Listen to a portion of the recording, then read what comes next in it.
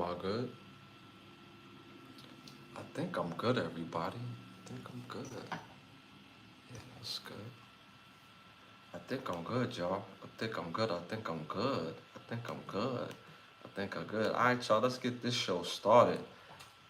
What's good, y'all? What's good, y'all? What's good, y'all? What's great? Thank y'all for tuning in to another episode of Can the Brothers Get a Rap podcast. I am your host, Ashley Lovechild, and I'm cross-platforming on both platforms tonight, YouTube and Instagram. Shout out to everybody that's tuning and tapping in on the YouTube and the Instagram show. Major love. Don't forget to hit them likes. Don't forget to hit that share. And don't forget to hit them hearts in the chat. It helps with the growth of the show. Y'all already know we speak about everything here. Whether it's sports, whether it's entertainment, whether it's social commentary. We speak about it all. We're respectful with the conversation. And we have a good time doing it. So again, if this is your first time tuning and tapping in, this is episode 232. It's a lot of episodes. So I want to thank y'all for tuning and tapping in. We're on the road to 20,000 subscribers. We're a little over 12,000 subscribers. So continue to like, subscribe, and share. Hit that all notification bell. We have over 600 rewatchable videos in the Can the Brothers Get a Rap podcast playlist. So make sure y'all tune and tap in. Shout out to the chat. I'm not gonna say everybody's name in the chat, but I'm gonna mention the chat for showing major love in here nice and early. Y'all already know how we do. Shout out to Culture in the building, my peeps. Shout out to Shay in the building. Hey everyone, how's your night going? Shout out to Tremont. You already know. Appreciate you in the building, my dude. When we're gonna get some new music. You're gonna get some new music soon. I got plenty of music done. It's just going about and releasing it is the issue. As far as it's not even the issue. It's just we working on it.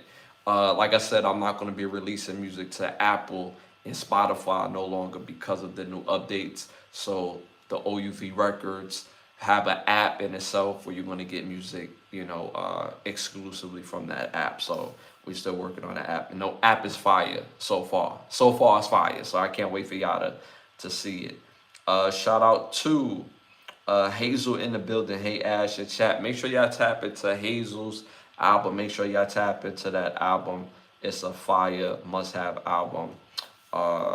Cover Girl, Hazel Hennett. Make sure y'all tap into the Cover Girl album. Also, shout out to King P. Let God in your heart. Peace, everyone. Appreciate that, King P in the building. Great vibes. Only trolls will get dealt with accordingly. All right, that's what I love to hear. We're talking about big badge holders. These are badge holders in the building, making sure y'all trolls get together tonight because it won't be tolerated at all. So shout out to them badge holders, them day ones. King P, one of them day ones, one of our biggest contributors to the show. So again, I appreciate you, King P, for that. Shout out to Winter. Yes, always loyal crew, always loyal. Yes, appreciate that, Winter. Again, another big badge holder in the building. Shout out to again, Ebony. Hey everyone, no, Ebony. Hey everyone, don't forget to like, sub, and share. Appreciate that, Ebony. Make sure that everybody's following the rules. So again, I want to thank y'all for tuning and tapping in. With no further ado, let's get the show started. Thank the presenting sponsor of this podcast, which is Button Snaps, where you get the finest of movies, shows, documentaries, and original content for your viewing pleasure of $4.99. Again, that's Button Snaps. That's the word button, hyphenated sign, in the word snaps.com. All right, y'all, first segment of the night. First segment of the night. Y'all already know this segment is brought to you by OUV Records. Make sure you go to Instagram at OUV Records and stay in tune to the latest music and merchandise. The label motto is create, document, and inspire. And don't forget, y'all, do not be an agent of chaos. Do not be a stain. Do not try to stand out for being negative. Have the ability to stand out for being positive. Lose that Willie Lynch mindset. The only op we recognize over here is opportunity. We only celebrate life culture. Hate has a location. It's just not here. All right, y'all. First question of the night. Which NBA record will be broken first? Which NBA record will be broken first? Number one, Steph Curry 4,000 3-point shots made. Number 2, Michael Jordan, 10 times scoring titles. Number 3, LeBron James, 21 NBA All-Pros. Number 4, Wilt Chamberlain's 24,000 career rebounds. Let me know what y'all think about that in the chat. Again, which NBA record will be broken first? Number 1, Steph Curry, 4K made 3-point shots. Number 2, Michael Jordan, 10 times scoring titles. Number 3, LeBron James, 21 NBA all NBAs. Number 4, Wilt Chamberlain, 24,000 rebounds. Let me know what y'all think about that in the chat. Let me know what y'all think about that in the chat. And I know I got both females and males, well, men and women tapping in. So, you know what I'm saying? Let me know what y'all think. Everybody watches basketball, right? That's what y'all tell me, that everybody watches basketball. So let me know. Me personally, when I think about this, Wilt Chamberlain 24K is actually 23-9, but that's still a lot of rebounds, bro. 23-9. I don't see that happening first because a lot of the bigs don't play in the paint like that. So I think that Wilt Chamberlain's damn near 24,000 rebounds is going to be very hard to get to because guys don't like to play in the paint like that. Outside of guys like Giannis and Jokic, everybody else don't play in the paint. LeBron James, 21 NBA All-Pro teams. That's going to be very hard to beat, especially for somebody to play 21 years and to be on the NBA All-Pro team. The 21 years is doable. We've seen a few guys play 21 years in the league, and even that in itself takes a lot of dedication, just a lot of, I'm missing the word, but it takes a lot to play 21 years in the league. So to have 21 NBA All-Pros, that's also going to be very hard to ever break. Michael Jordan, 10 times scoring titles.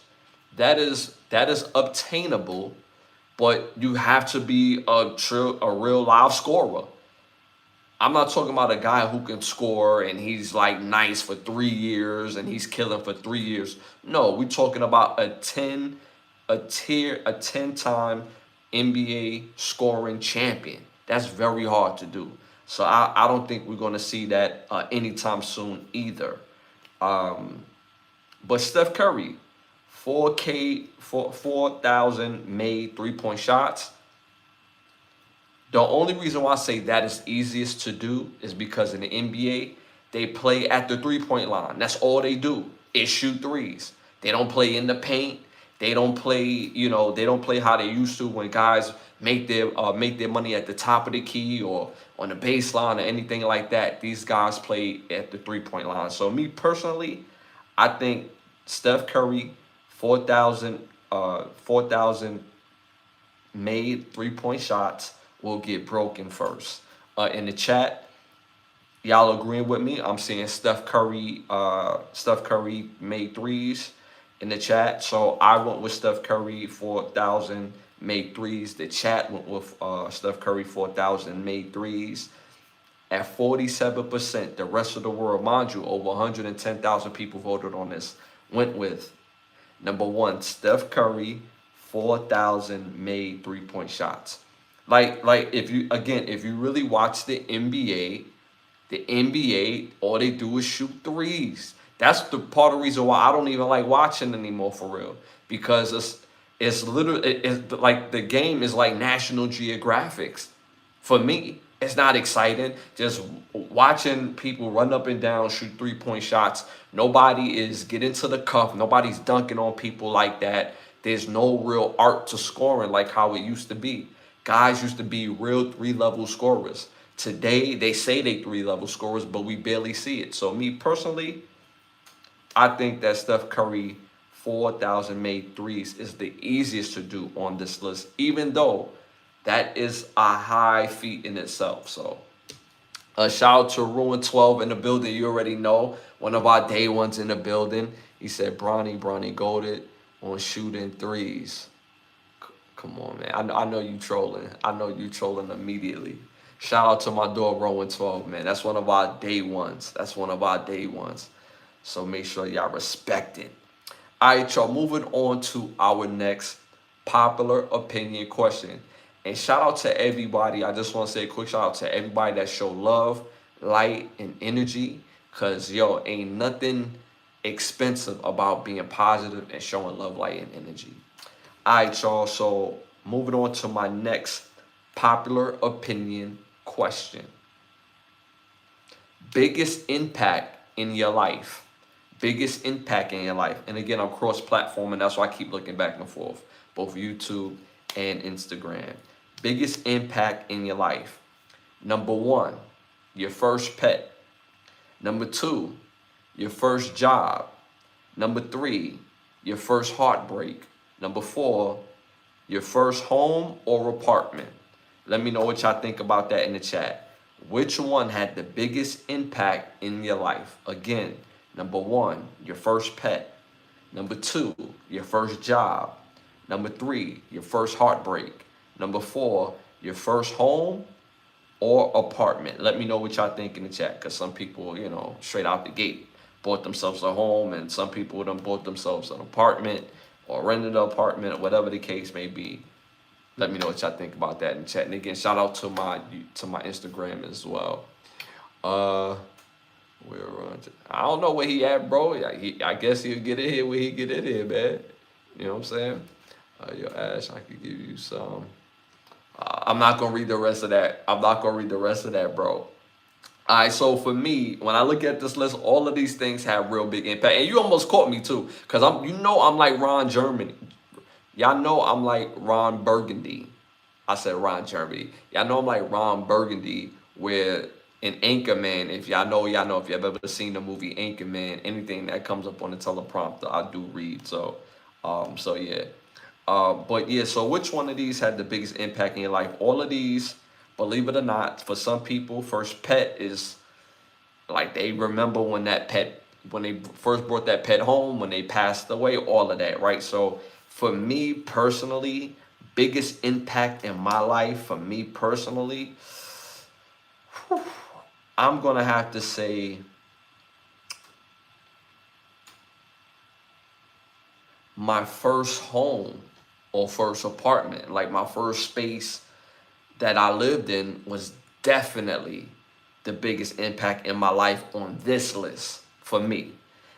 Reason being for me is that it was like I've always like had that sense of like independence, you know, but for me it was like the source to the rest of the world. Cause me, I'm not the type of person that even like to leave my home.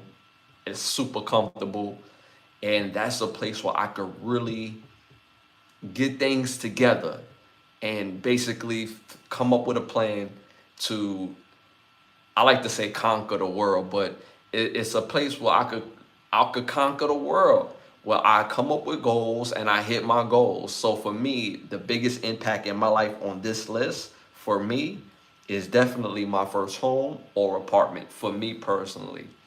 I say 3 since you rejected me. Ebony, 2 for me. Learning how to make my own money was a game changer.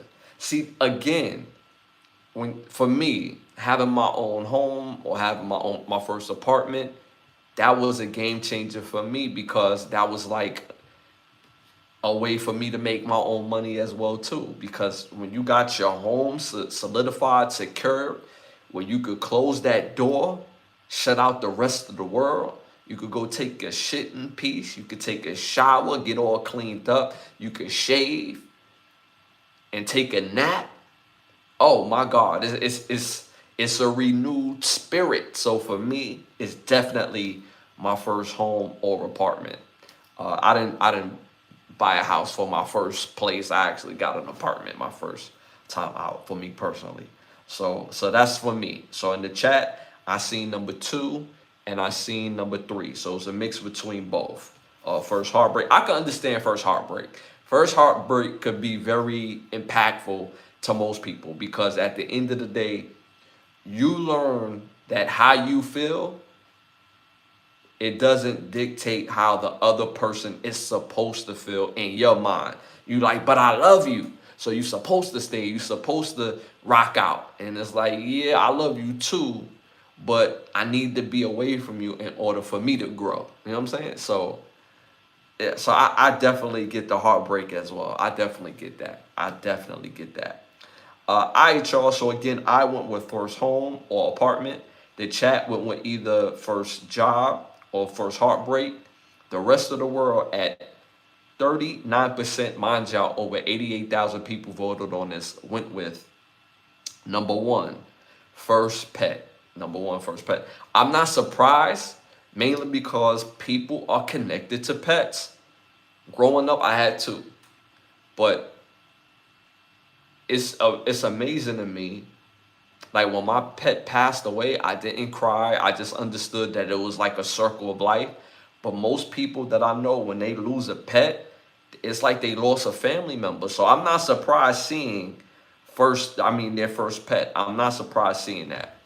Shout out to Paul. Appreciate Paul for tapping in. One of our day ones in the building. Good night, Ashley. Good night, everyone. Appreciate you, Paul, for tapping in.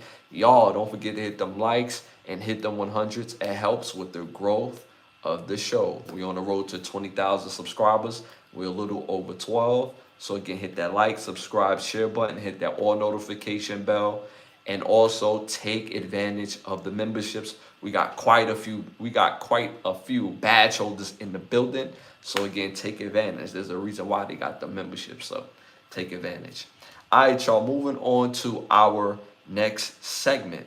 Hollywood need to ask a segment. I came up with this segment because Hollywood, I'm just saying, I feel like I got better ideas for both movies or a movie series. So my Hollywood need to ask us tonight. I would love to see the legendary show Family Matters, and they spoke about this. I would love to see a reunion movie on this. They won't do a show. Jaleel White said he would prefer to do the movie or a movie instead of doing a reboot show. I would love to see a reunion movie and let it send off the way it's supposed to be sent off. In this movie, I have obviously Steve Urkel being a tech billionaire, especially in today's landscape, ahead of the game, and he wants to go back to his old neighborhood and buy the neighborhood. And obviously, the reputation of Chicago hasn't been great in the last 10 years. So he's going to use his money, his influence, to take the tech level to a whole nother level in Chicago in hopes that it makes the neighborhood better. But the problem is that he's going to overprice everybody for the people that's already living in those neighborhoods. So you're going to lose out on a lot of the heart of the neighborhood. I also have both Mr. and Mrs. Winslow retired. You remember when they left off, Eddie was already a cop. Now he's the chief of police. Laura would be a chief writer, which her career is kind of dwindling because being a writer is not the same how it was in the 90s and the early 2000s because of social media and the use of news and how we consume our news. And of course, my principal cast obviously would be Jaleel White, Job Marie Payton, Reginald Vell Johnson, Kelly S. Williams, Darius McQuarrie, Tamila Hopkins, who plays Aunt Rachel, Jamie Foxworthy, that played the little sister, and Sean Harris, that plays Waldo.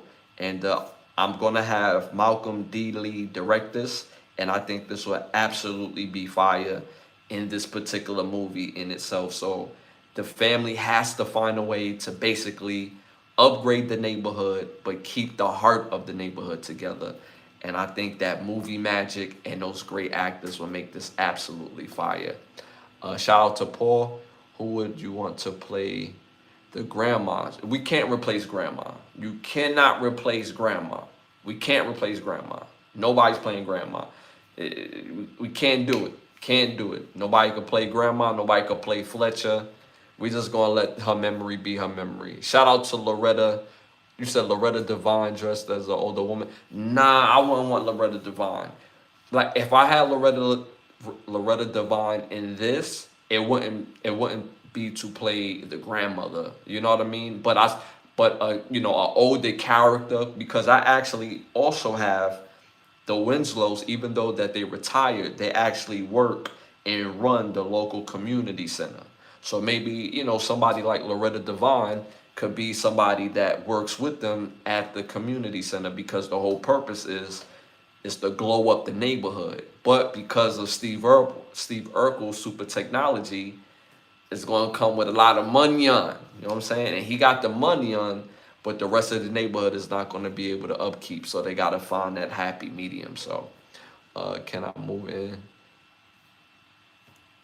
Rowan, you almost caught me. I almost read your whole statement, bro. I almost read it.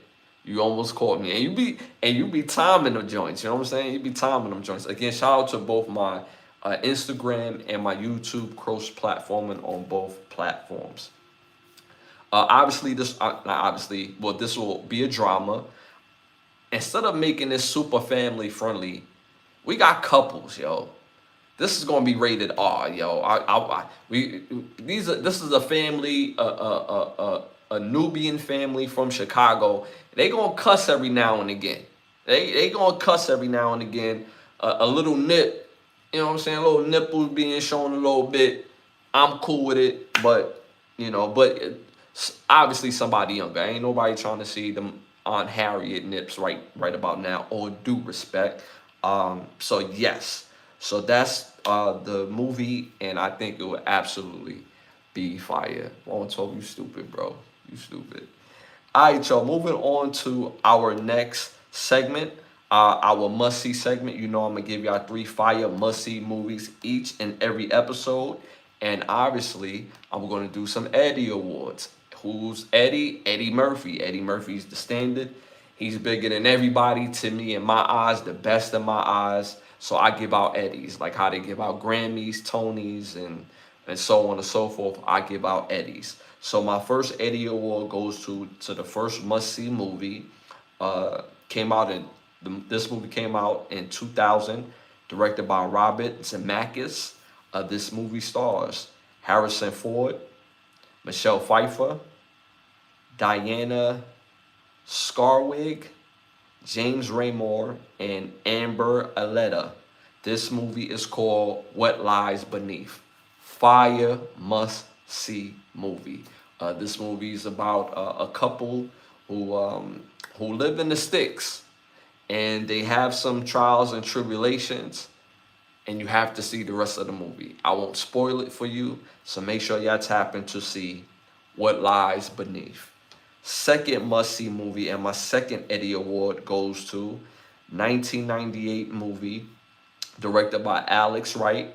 This movie stars Malcolm McDowell, Paul Mercurio, Clara Beller, Anna Zakin, and Frederick Forrest. This movie's called The First 9.5 Weeks. Anything I say about this movie, it will spoil it. Just tap into the movie. It's like one of those type of movies. Like, what was the movie? The movie with the little girl, and they revealed she was a vampire. And when I watched the movie, I'm like, damn, the movie would have been a vampire if there was like a ballerina that just got kidnapped, and the vampire part could have been the secret, right? It's not the same, but I'm keeping this one a complete secret. Just tap into the movie. It's a must-see movie. And my third final Eddie Award goes to a movie that came out in 2008, directed by Adam McKay. This movie stars Will Ferrell, John C. Reilly, Andrea Savage, Richard Jenkins, Adam Scott, and Catherine Hahn. This movie is called Step Brothers. Comedy, funny, fire movie about 2 older people that were single. They meet, they fall in love, and you have to watch the rest of the movie. It's a fire must-see movie. So my 3 Eddie Awards go to What Lies Beneath, The First 9.5 Weeks, and Step Brothers. So make sure y'all go see those 3 movies. Shout out to the chat. Don't forget to hit them likes, hit the 100s. It helps with the growth of the show. Great idea. Would actually watch that. As you have seen the Fallout on Prime Video. I've seen like the first few episodes of the Fallout. It's pretty good. It's pretty good. It's pretty good. It's pretty good. But I'm not gonna lie, I kind of fell off on the Fallout because a lot of my original shows started to come back, like the Tulsa King, Mayor Kingstown, Welcome to Dairy. I was hooked on Welcome to Dairy. I'm not gonna lie, Landman. Uh, so all my original shows when they came back, I was like, yeah, I'm gonna put you on pause real quick and double back. You know what I'm saying? So I gotta catch up to the Fallout. He said Landman. Landman is fire. The only thing that gets me mad about Landman, it just infuriates me that our lead character, the amount of simpage that be going on with our lead character, bro. That's the only thing that just ticks me off about Landman. The simpage to his wife, bro. It's like, yo, not even his wife, his ex-wife. I'll be ready to smack fire out of Billy Bob Thornton, but what a character, So, but it's a fire must-see show. Isn't he getting fired? He did. He did. He did. He did. He did get fired. He did get fired. That's where the season left off. And I kind of already know what's going to pick up. Andy Garcia's character is going to hire him, and he going to be right back in the game. That's how that's going to work. But it's crazy. His whole team, his whole squad still works for Demi Moore. That's the only, like, you know what I'm saying? So that was going to be kind of weird. But the amount of simpage he allows from his ex-wife, it just infuriates me. Or don't he leaves the series? I heard something about him leaving the show. Oh, I hope that's not true. I hope that's not true. I hope they worked that out. It's a fire must-see show. Must-see show. If y'all haven't seen it yet, Landman is worth the price of admission. So make sure y'all tap into Landman. All right, y'all. Moving on to our next one. I'm going to profile an artist each and every episode, whether they're new or old, whether it's hip-hop or R&B. I got 3 Michael Awards to give out tonight to 3 songs. So one fire artist tonight is going to be an R&B artist. So my first Michael Award, Michael Jackson, y'all. So my first Michael Award goes to R. Kelly. And the first Michael Award goes to When a Woman Loves. When a Woman Loves. If you've never heard of that song, When a Woman Loves by R. Kelly, y'all missing out. It's a fire must-have song. Second Michael Award goes to R. Kelly's second song, TP2. Again, if you haven't heard TP2, fire must-have song. And my third final Michael Award goes to the song Honey Love, again by R. Kelly, Honey Love. So my 3 Michael Awards goes to When a Woman Loves, TP2, and Honey Love. All 3 again by R. Kelly. So make sure y'all tune and tap into those songs. Put them on your playlist. They're fire must-have songs. So again, at the end of the day, R. Kelly still makes great music and still has great music. What did he leave the show? Ash, you've seen Hub. It's also a good series. I've never heard of Hub. Never heard of that. Never heard of that. Never heard of that. If you're being serious, I've never heard of that. Or if that's short for, you know what I'm saying? If you playing Rolling 12. But if you being serious, I've never heard of that show. So I'll tap into it if you're serious. So, all right, y'all. Moving on to our next segment. You already know. Send them the turkey or nah. Send them the turkey or nah. Y'all know the rules of the game. You type in T to send them the turkey. You type in N not to send them the turkey. People that say or do wild things, because Turkey got the craziest laws in the world. First one of the night. Question. Because this is a new social media trend. and it's going viral. New fashion trend, no drawers under the jeans, both men and women. Again, new fashion trend that has gone viral. People are saying that they wear no drawers under their jeans, and that goes for both men and women. Let me know what y'all think about that in the chat. Are we sending them to Turkey or not? Are we sending them to Turkey or not? Again, new fashion trend, no drawers under the jeans, both for men and women. Have been saying that on social media, that that's a new fashion trend that people are doing. Again, are we sending that to Turkey or not? Let me know what y'all think about that in the chat. They got some bangers like for real.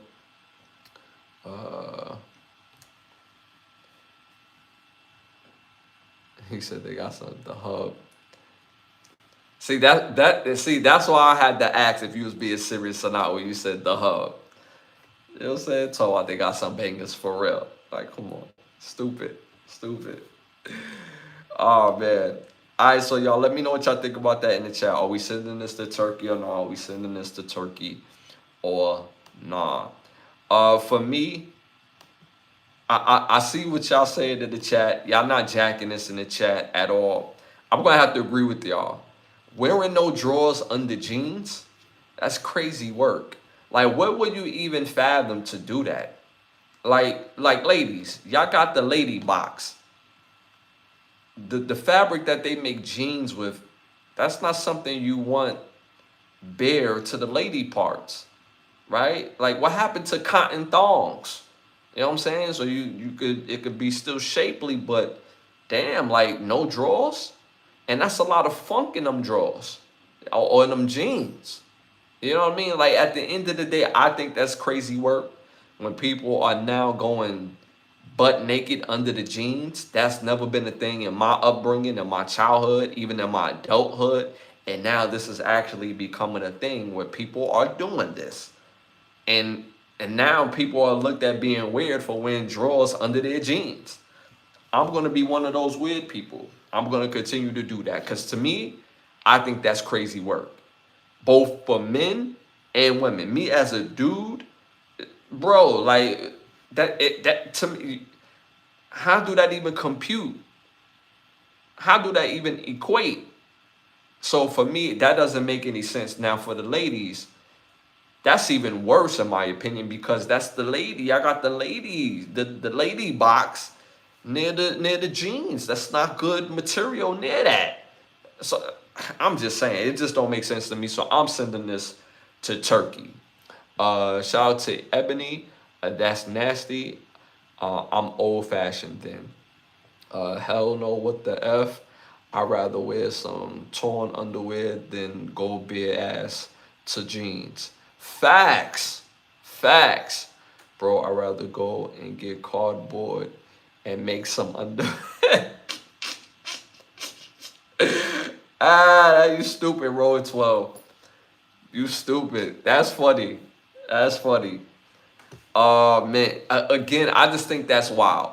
That's wild. I don't even understand how some of these fashion trends really become fashion trends. Like, and then if you out and about in jeans in the world, you're traveling, you're driving, you're taking the train, the bus, and you're out in the world. That's a lot of funk that's just in there. And by the time you take those off, that's a sewage, backed up sewage smell. So I don't even understand how this is even hygienic on top of that. So I'm going to send this to Turkey myself, all the way first class trip. All right, y'all, moving on to our next one. Send them to Turkey or nah, send it to Turkey or nah. Clemson head coach Dabo Swinney speaks out to tampering with the California or University of Cal transfer Luke Farrelly, and then he double transfers to Ole Miss. Let me know what y'all think about that in the chat. Let me know what y'all think about that in the chat. Again, Clemson head coach Dabo Swinney speaks out from tampering of one of his players that was transferred in through the transfer portal, from the University of Cal, Luke Ferrigli, and then he double transfers to Ole Miss. Let me know what y'all think about that in the chat. Rowan 12 says zipping. Let me know what y'all think about that in the chat. Are we sending Dabo Swinney to Turkey because he's speaking out against the tampering that's going on with his player? Let me know what y'all think about that in the chat. Me personally, y'all know I'm not a big fan of Dabo Swinney. I think he's easily had it very easy before the whole NIL deal went to the next level. And because he has to actually recruit, and he realized that people are not coming to Clemson to come to Clemson is not a blue blood. Y'all want some chips, but y'all not a blue blood. And he thought people was coming to Clemson to come to Clemson because of the building and the facilities. Nah, B. You put some of that money on that thing, I'll pull up to Mount St. Union and ball out. But when guys are transferring and they're at your school, they're at team meetings, and they're in classes, and then they receive messages from other schools saying, how much is your buyout? I know you're signed, but how much is your buyout? We're willing to pay you this amount of money. If you pay your buyout, we'll give you the money for the buyout, and we'll give you some money for being here. I just believe that players should not be able to do that. And I'm a proponent for the players. I played college football, and I remember a time where the coaches had all the power. When players, we used to transfer, we had to be strategic. Because if we really transfer, we lose a year eligibility. We had to sit out a whole year. Don't let us transfer to a school that was in conference, because now if we transfer to a school in conference, we had to sit out 2 years. So we had to be very strategic. And when coaches used to allow other players to come in from other programs, they was also very strategic in how they did it as well too. So I'm all for the players taking advantage of their destiny. But here's the thing. If you leave one school, go to the next, you walk around, you like it, you like the vibe of the coaches, you go to the class, you sign on, you make your money, cool. Then a couple weeks later, you like, yeah, another coach is hitting me up. He said he could pay me this. Now I'm going to up and leave. I got a problem with that. So I can't send that to Turkey, because it's not just taking advantage of the system. It's ODing on the system. Because you already signed on to a place that you're supposed to like, and you agreed with the money that you're going to get paid. But because now the school is moving out of desperation, why didn't they move to get you in the first place? So I don't think that's fair for any school, let alone Clemson. Again, y'all know I can't stand Dabo Swinney, but right is right in my eyes, and wrong is wrong. And this is wrong. If a player comes to your school, start taking classes, signs on from actually jumping in the portal from another school, I think it's wrong for him to be able to jump back into the portal, going to another school after he done came to your school and signed on. He didn't sign on by gunpoint. He didn't sign on out of distress. He was around the classes. He did the tour and everything. Like, yo, I like it here. And jump back in the portal because of more money being able to be made. So I think that's very dirty. College football is getting very dirty when it comes to the transfer portal. But I'm not going to be able to send this to Turkey. Me regarding that. Just my personal opinion regarding that. All right, y'all. Moving on to our next segment. Y'all already know what time it is. It's time to rap. This segment is brought to you by Button Snaps, where you get the finest of movies, shows, documentaries, and original content for your viewing pleasure of $4.99. Again, that's the word Button Snaps. That's the word button, hyphenated sign, and the word snaps.com. That's the word button, hyphenated sign, and the word snaps.com. First hot topic of the night, y'all. Oh, quick, rest in peace. Quick rest in peace. I was just about to bypass it. Quick rest in peace to Dr. Gladys West. Again, quick rest in peace to Dr. Gladys West. For those who don't know, she was a mathematician who helped create the GPS. we can't live without the GPS. We go all over the world, whether it's on our phone or any of our devices, and we need that GPS.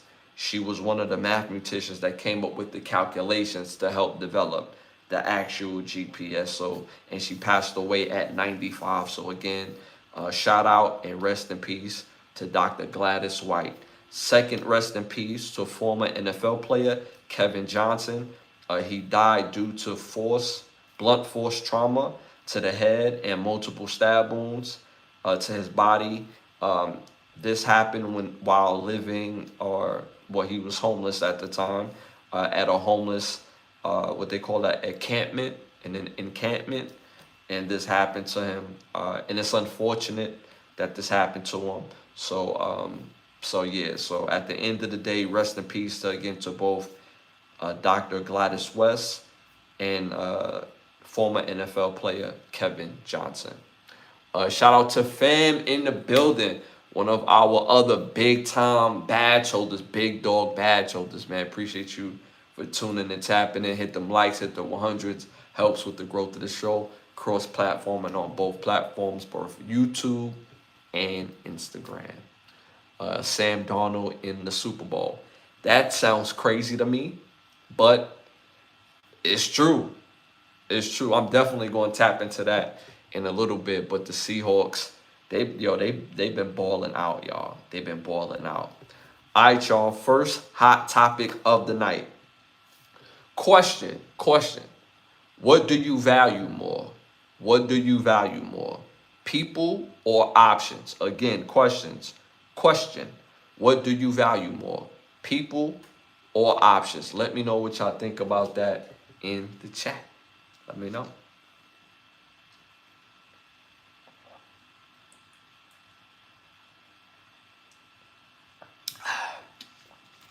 Shout out to the Instagram, cross-platforming.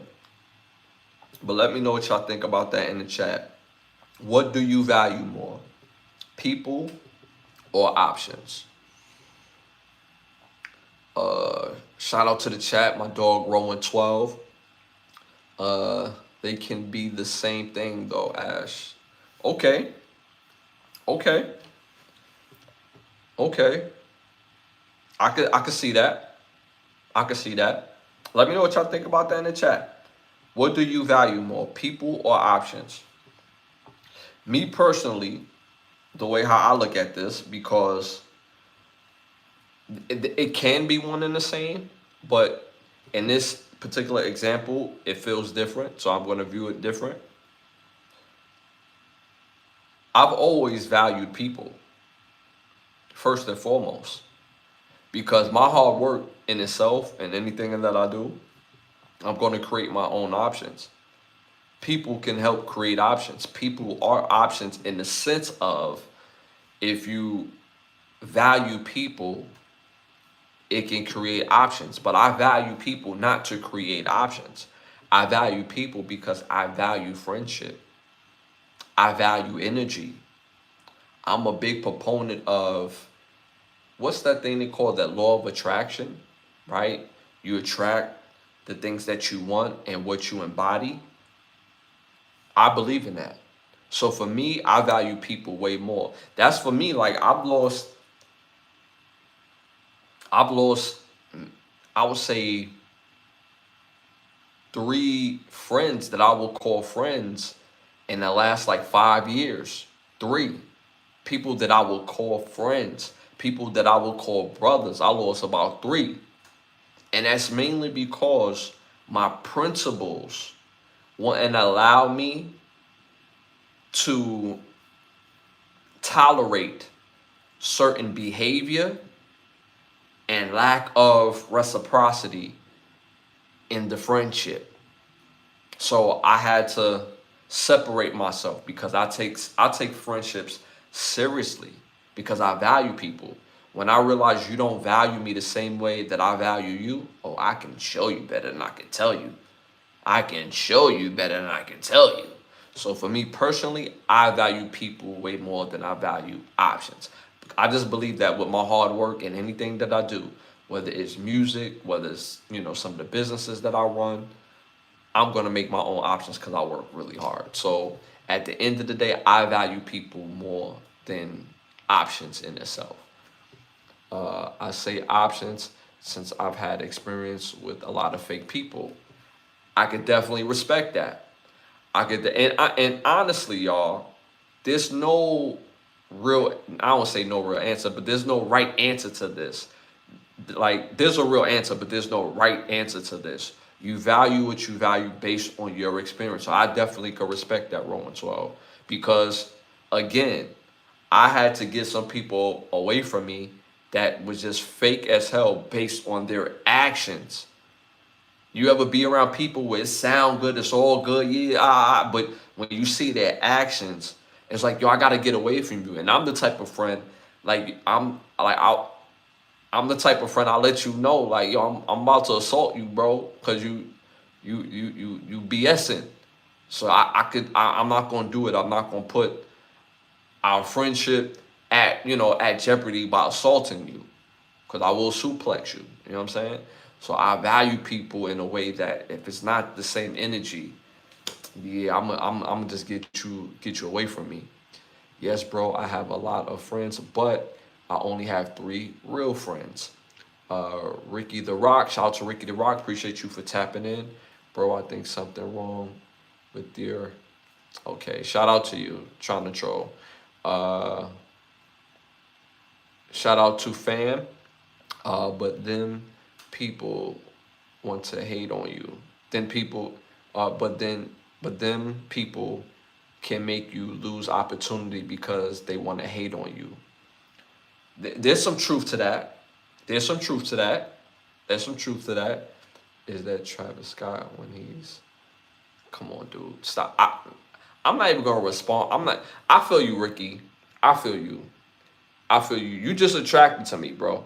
And I don't swing that way, but you know, peace to you, bro. This is not the channel for that, bro. This is not the channel for that, bro. I don't swing that way, bro. This is being weird. Being weird. It's not the channel for that, bro. Shout out to Yellow in the building. Big Bad told the Yellow, man. Appreciate you for tapping in. Just checking in, my brother. Our electricity off because of the storm. Hope all is well your way. Appreciate that. And same to you. Hope y'all getting better in that storm. I know it's crazy from what I've heard up in New York City. Well, up in Atlanta, I heard it's crazy in Atlanta. That's why I heard it was crazy at. No, I heard it was crazy in New York City. In Atlanta, it was kind of slight. So I'm not sure which area that you're in. But, you know what I'm saying? Hope you will be all right. I mean that wholeheartedly, too. I value you, though. Appreciate that, my brother. Appreciate that. I value you, Ash. Appreciate that. Make me a mod, Ash. Not yet. Not yet. You know you one of my day ones. I know you one of my day ones. But I know you. You know what I'm saying? I know you. I know you. Rolling 12, I know you. You going, you know what I'm saying? I know you. You're going to get crazy. Shout out to Yellow. It's crazy in Nashville. Okay, Nashville. All right. Yeah, man. Like I said, like for real, man, keep your head up in Nashville, man. I didn't even know Tennessee was going to get that crazy, but I know Tennessee gets crazy weather. For those people that's not familiar with Tennessee, Tennessee does get crazy weather every year. Shout out to fam. Ash, did you get snow out there? Nah, no snow for your bro. You know what I'm saying? No snow for your bro. I'm out here in Orlando. You feel me? Even though I'm born and raised in Brooklyn, New York, I live in Orlando. You know what I'm saying? So no snow. It's a little chilly out here. You know what I'm saying? A little 60 degrees. It's a little chilly out here. You know what I'm saying? And I know y'all like 60 degrees. Come on. It's cold for me. My body got used to the hot weather. So when it's 110 degrees, 100 degrees, I don't even feel it. It's not even hot to me. You know what I'm saying? But 60-degree weather, it's like, yo, I need my coat. Yo, pass me my coat, please. It's 60, bro. Like my blood ain't used to all this. You know what I'm saying? Feel me? So yeah, nah. Your boy ain't touched none of that snow. You know what I'm saying? That's why I moved out of New York. I got tired of the snow. You know what I'm saying? Shout out to Yellow, much appreciated. You're lucky as hell, my G. Yeah, I couldn't do Brooklyn too gangster for me when it comes to the cold. Mind you, my first year of college, I went to the school called Morrisville, right? If anybody knows about upstate New York, their cold is different. They had different type of cold. But what oddly enough, I layered up and I got used to the cold, right? So when I came back to the city and they were like, damn, it's freezing. I'm like, this little cold, this ain't cold. Y'all got 20 degrees around here. Partner, upstate New York is like below 10. This is like Alaska up there. It's real up there. But now living in, this is my 10th year in Florida now. Yeah, my blood all thinned out. I run 2 miles a day in the sun, bro. You know what I'm saying? Don't even be sweating. People be like, yo, this guy is bugging, yo. Yeah, I don't even feel it. You know what I'm saying? But 60 degrees, oh nah. Bring out the bubble. Give me the bubble. Get the pea coat. You feel me? I'll rock a pea coat at 60 degree, with no worries. At the supermarket with a turtleneck. They be like, bro, it's hot. Yeah, nah, baby. I'm cold, you heard? I'm cold.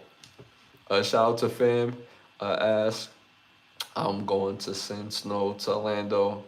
You make a snowman. Nah, I'm cool. I appreciate the thought. You know what I'm saying? But I'm cool on that. You know what I mean? Now, if you want to send a different type of snow bunny, then have. Yeah. So shout out to Yellow, Big Bad Shoulder. I'm originally from Ohio. I thought I got away from that ish moving down here. I was dead wrong. I know it. I heard that it was snowing in Tallahassee, Florida. So Florida do get snow. It's just different parts. Tallahassee is like real northwest of Florida. So Tallahassee will get snow from time to time. Orlando, it get break ass out here. And I ain't talking about 60s. I'm talking about like legit break ass. It'll get like 20 degrees or something like that at night. And if you ain't prepared, or you will be shivering. You feel what I'm saying? You will be shivering. Trust me. Trust me. But yeah, like when you from a cold area, you always think you're gonna be cold-blooded. Nah, you just move. Once you move to a different area, your body adapts to the area that you live in. For sure. Because being from Brooklyn, I was used to the cold. I could never imagine living somewhere hot. Came to Florida one year, I did a whole lot of shows. A lot of my shows happen to be in Florida. I'm like, damn, like, yo, Florida, nice. Yo, I'm moving out here. Everybody was like, yeah, all right, whatever. I get back to Brooklyn. I'm like, yo, I'm moving to Florida, bro. Like, so that's how I even ended up out here. Row 12. Let's shiver. I'm not going to read the rest of that. Row 12. I'll come in Orlando, about to post up one of them dope resorts. Yeah, the resorts out here is fire. Orlando's a good time. I don't know what y'all know about Orlando, but Orlando is a good time. They got fine women. There's a lot of things to do, a lot of sporting events, a lot of comedy events. They got fine women. And then you could, deal with some more fine women. You know what I'm saying? It's just a lot of fine women out here. And it's fire. It's a great lifestyle. You know what I'm saying? A great lifestyle to live in. There's a whole bunch to do. There's a whole lot to do out here. And people appreciate fly shit. They appreciate it. You know what I'm saying? You could wear nice things and have nice cars, and people appreciate it. In New York City, your brand new Benz, oh yeah, people gonna get this close to it when they park. They're gonna get real close to that thing. Like, I ain't touch your car, but you real close to it. You can't have nice things in New York City. Can't. Nope. So Orlando's definitely a great vibe and a great change of pace. They gotta get Ash in Orlando. I've been there a few times. It's dope, but mad expensive. Is it mad expensive? Yeah.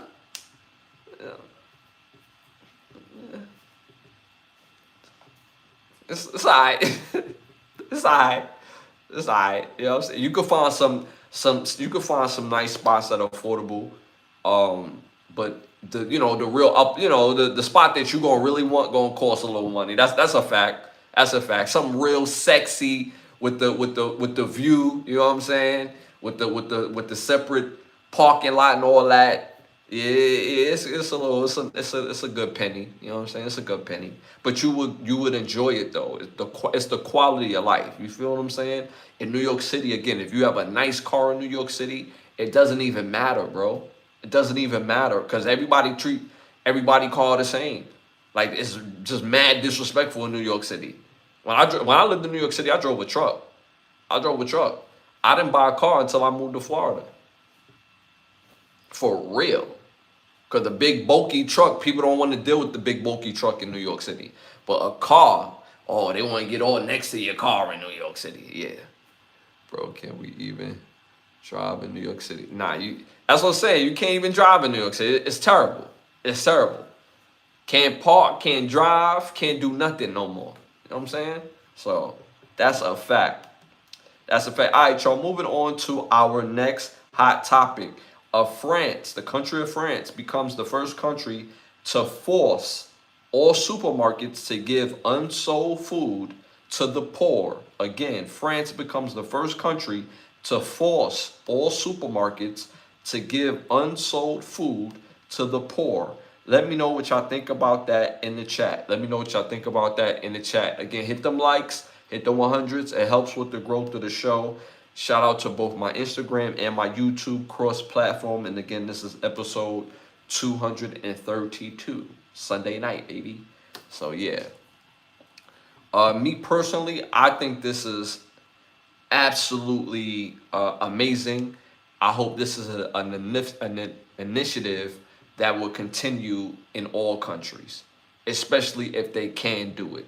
Because at the end of the day, like for real, instead of the food going bad and throwing it away, you might as well give to people who are in need of the food.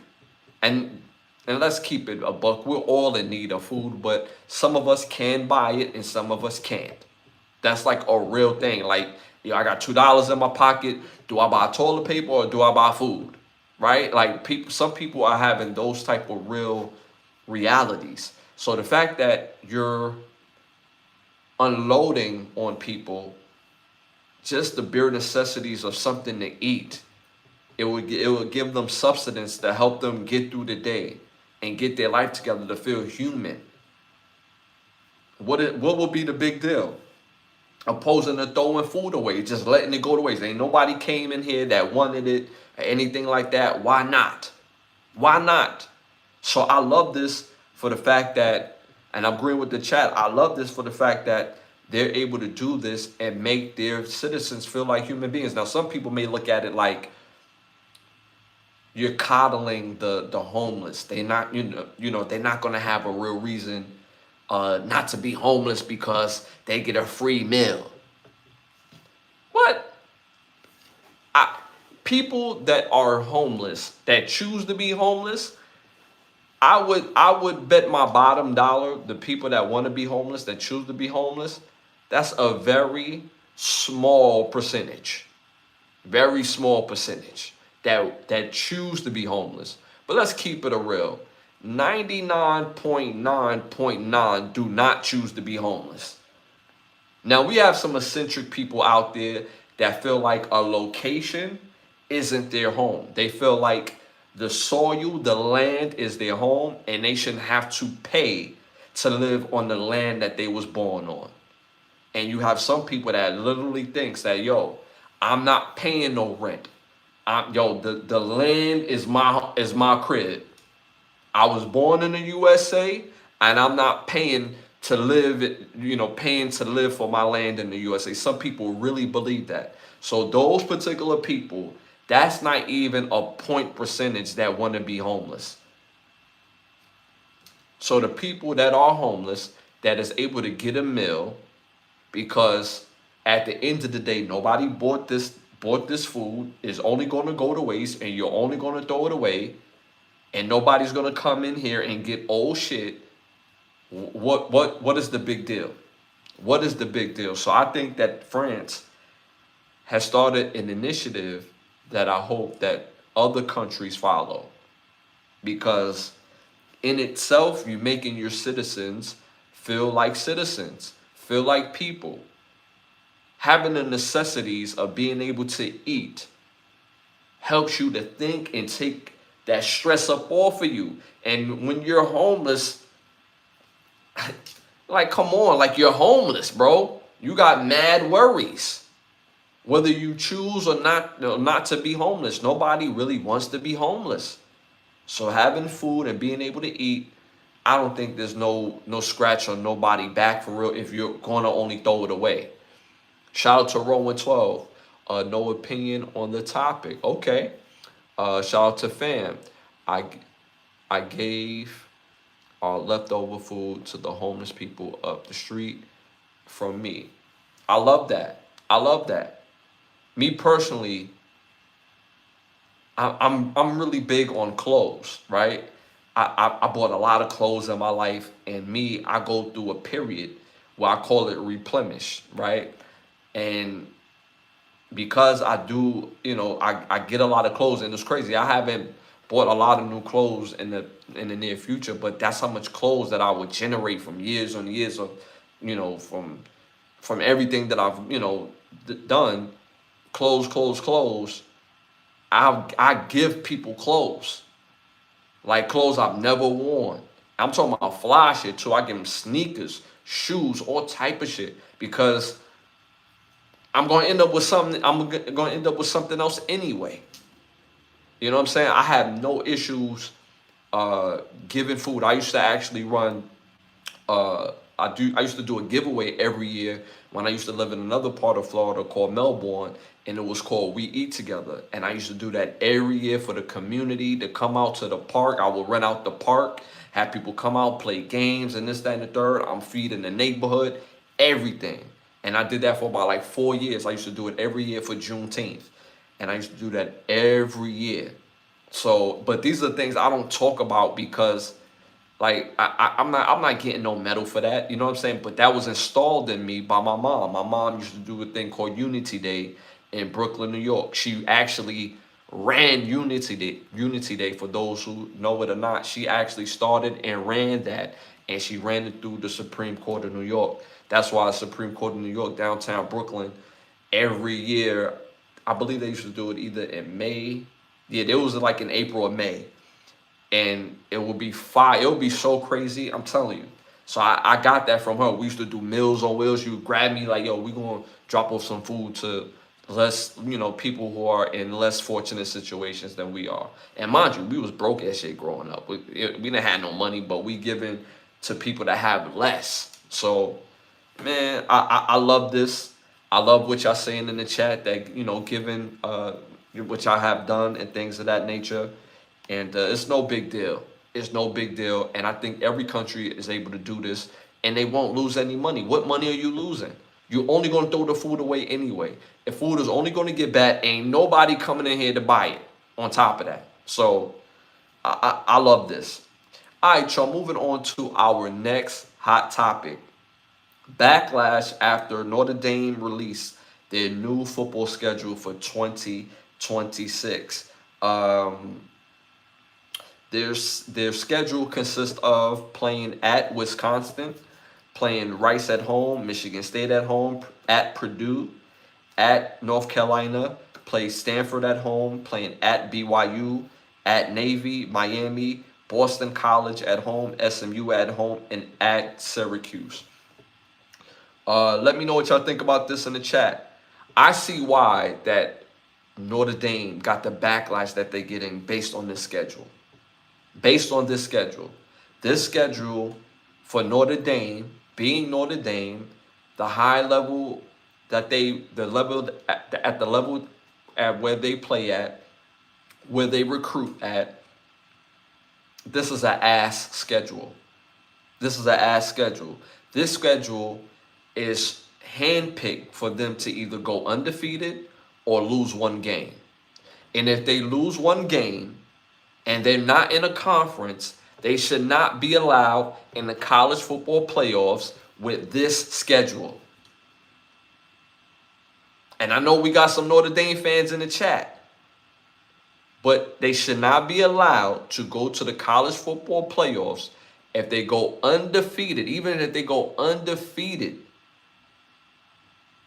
or lose one game off of this schedule. This schedule is horse ass. This shit is terrible. Look, like Wisconsin hasn't been the program that they've been from the 90s and the early 2000s. Wisconsin has been very mid-tier. They're not on Notre Dame's level. They're very mid-tier. They're not an easy win, but they're very mid-tier. Notre Dame will be favored in that game. They will be favored probably by 7 to 8 points. Next game, Rice. Do I need to say anything? It's Rice. Next game, Michigan State. Michigan State. It's going to be a competitive game for the first quarter. It's going to be a competitive game for the first quarter. We're talking about Michigan State, not Michigan. Michigan State. Competitive game for the first quarter. Notre Dame will win that game. Next game, Purdue. Next game, North Carolina. North Carolina looked terrible this past year. Bill Belichick needs time to build up North Carolina. I don't know if he has interest in really building up North Carolina. I don't know if he's really on recruiting visits to build North Carolina. But they didn't look good last year. They win that game. Next game, Stanford. They got Stanford at home. Stanford will play them tough. That game will come down to like 6 to 3 points. But Notre Dame should win that game. They overwhelmingly have more talent. BYU, another great game. That's actually a good game. That's a good game right there. BYU could actually beat Notre Dame at BYU. Yes. Yes. But it's not enough. BYU won't even win the Big 12 this year. They're not winning the Big 12 this year. So if you lose to a team that don't win the Big 12 this year, then you don't go to the college football playoffs. Next game, Navy. Navy is always solid. I don't shit on Army or Navy. They're always solid. But Notre Dame is going to win that game. Next game, they play in Miami. They play in Miami. Will they win? I don't know. I don't know. We don't know who Miami quarterback is going to be. And that's going to be a question mark at least for the next week. So based on that, could go either way. Could go either way. Boston College. Boston College is solid, but they're not losing to no Boston College. And SMU, a solid team. They're solid. These solid teams. But on a Notre Dame level, Notre Dame is beating SMU. And then at Syracuse.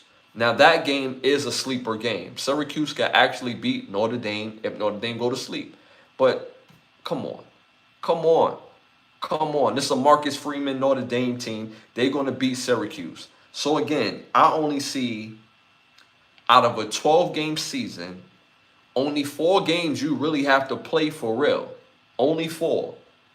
One game will make and break the season, basically whether you're going to go undefeated or not, and which would be Miami. But Navy will be competitive somewhat. SMU will be competitive. Syracuse is only competitive if they go to sleep, so I'm not counting them as a competitive game. And Stanford will be competitive, but they're going to win. And BYU is probably going to be their hardest game outside of Miami. Outside of Miami. So this is an ass schedule. Notre Dame, join a conference. Join a conference. Notre Dame is the only program that could pick and choose what sport plays and what conference. Their hockey team plays in the Big Ten. All their other sports play in the ACC. Now, the ACC really don't want Notre Dame in their conference in football. They kind of like, they just filling the schedule out, but they severing ties. So go to the Big Ten. Y'all base is in Indiana. Y'all still recruit worldwide. Your biggest rivalries is Michigan and USC, which happens to play in the same division or same conference. Your other biggest rivalries is Purdue, Northwestern, which happens to be in the same conference. Like, come on, like Ass schedule. Ass schedule. So I see why it's a lot of kickback. And me personally, outside of going undefeated, I'm not even entertaining Notre Dame going or qualifying for the college football playoffs. Not with this schedule. Not with their team, not with their recruiting base, not with their NIL. Nah. The only way they could go to the college football playoff for real if they crib this list. Meaning if they go undefeated and they body everybody that goes undefeated and go undefeated. So that's how I look at this schedule. Their schedule is ass. It's not competitive for real. And half of these games they win just by showing up. Shout out to Fam. I give. Okay, so I got that one. I thought that one was about Notre Dame. So yeah. So again, this schedule's ass. Notre Dame, join the conference. Join the conference. Stop doing the easy thing. And it's crazy. Y'all Notre Dame. Y'all won the second most in all college football. Notre Dame is what, number 2 behind who? The big yellow M? Because we won the most games ever in college football as far as program. Something small. But Notre Dame, I believe, is number 2. They won the second most games ever in college football in the history. Stop doing the easy thing and join a conference. If you join a place like the Big Ten, y'all recruiting base and the staple of your program is only going to solidify itself even more because y'all blue blood. But y'all one of those blue bloods that keeps dwindling because y'all running from competition. Like, let's keep it real. With this schedule, y'all should easily be undefeated. Y'all only have a couple real games. Like, again, y'all know where I stand on this. Y'all know what I stand on this. All right, y'all, moving on to our next hot topic. Again, I'm cross-platforming, so shout out to both YouTube and my Instagram. Next hot topic. Former 106 in Park host Terrence J released half-naked pictures of his newly wife on his profile, saying he's just admiring her beauty. Let me know what y'all think about that in the chat. Again, former 106 in Park host Terrence J released half-naked pictures of his newly wife on his profile page, saying that he's just admiring her beauty. Let me know what y'all think about that in the chat. Let me know what y'all think about that in the chat. Again, hit them likes, hit the 100s. It helps with the growth of the show. Shout out to Rowan12. Send me the link. I'm going to go and admire to I'm saying, just type in Terrence J and it's going to pop up. It's going to pop up. Just kidding. Not sure who that is. Yeah, for some of y'all that do remember 106 in Park, the show 106 in Park, Terrence J was one of the hosts. The principal host, obviously, is Free and AJ. They the OG hosts. But right after them, you had Terrence and Roxy. And they had the show for a long period of time before they got replaced in the last year or two of 106 in Park. But looking at those pictures from his profile, she has a, bra, panties on, and they're, sexy type of pictures because you can see her whole body. These pictures to me is weird as fuck. This is a weird action for a husband to put pictures of his wife on his profile and she's half naked. They wasn't on no beach nowhere. This wasn't a magazine shoot. This wasn't something where this was art based. She just taking pictures and you're putting this on your profile. Now, if you're going to admire your wife, keep them pictures on your phone. Why share this with the rest of the world?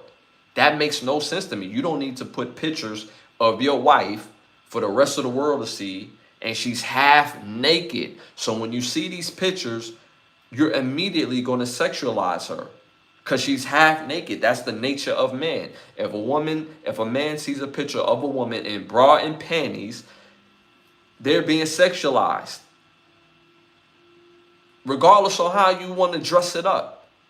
So this shit is weird. And to me, like, how much more are you looking for? Because this is super weird. How much more are you looking for? Because you got the woman.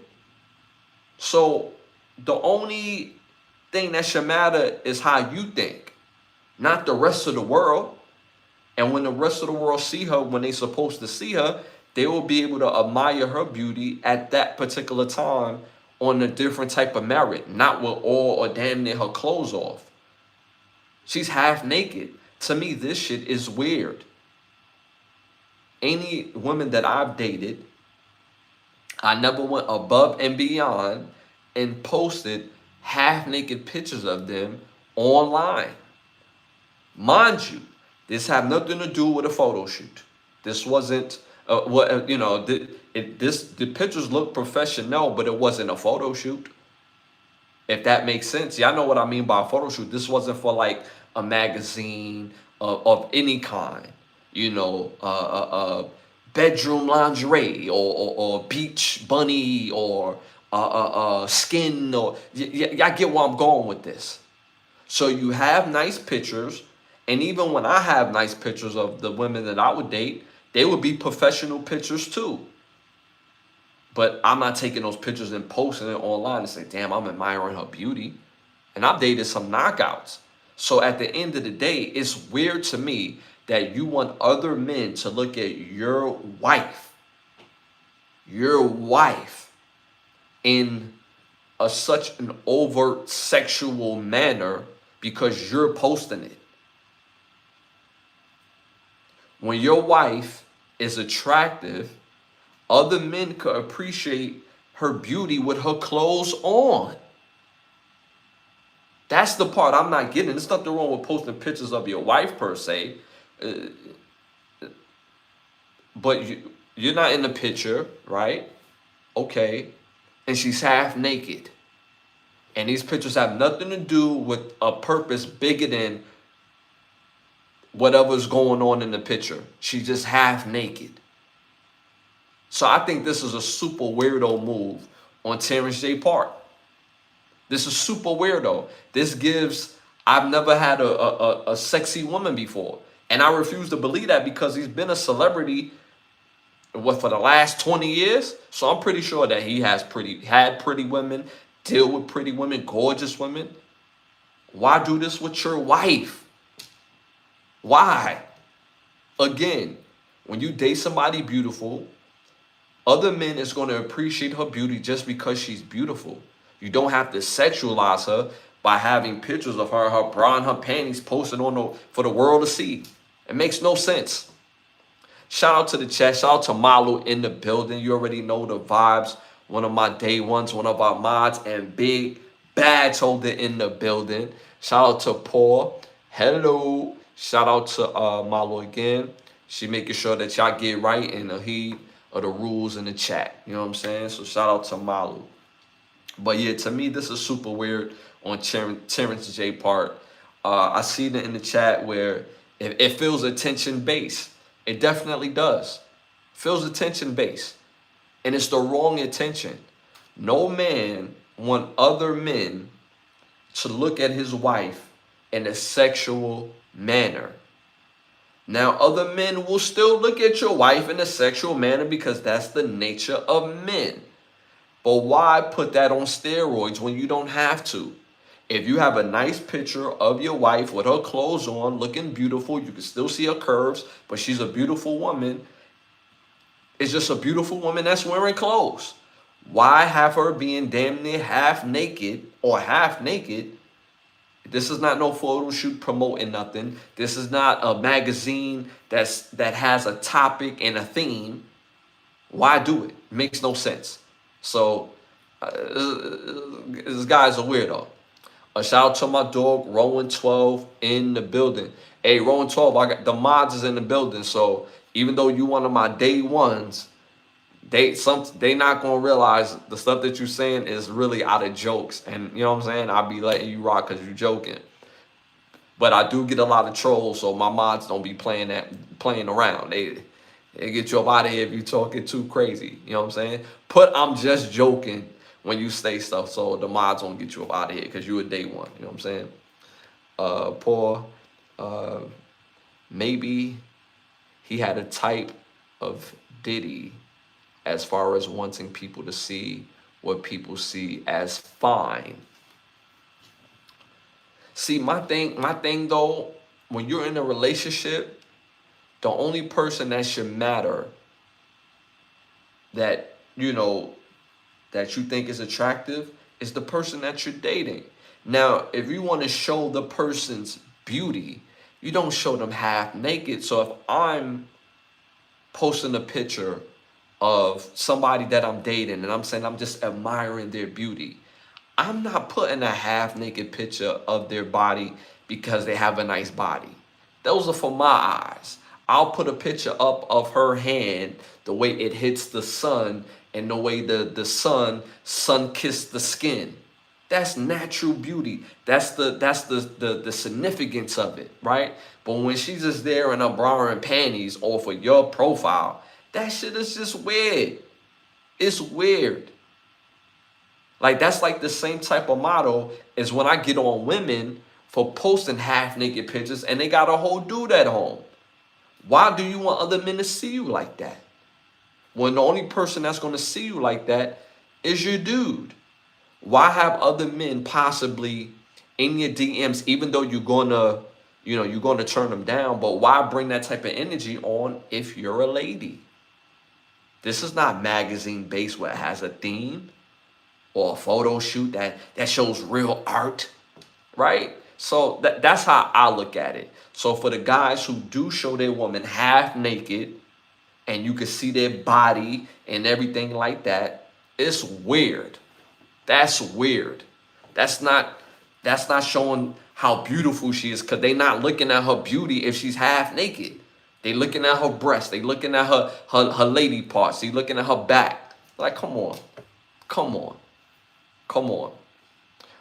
Shout out to Malu, rolling okay for Ash, but I wouldn't mind if you see rolling 12, man. It's stupid. Remember, put just joking, because they would, because I know you joking. I agree with Ash 100%. I agree with you 100%. Appreciate that, Malu.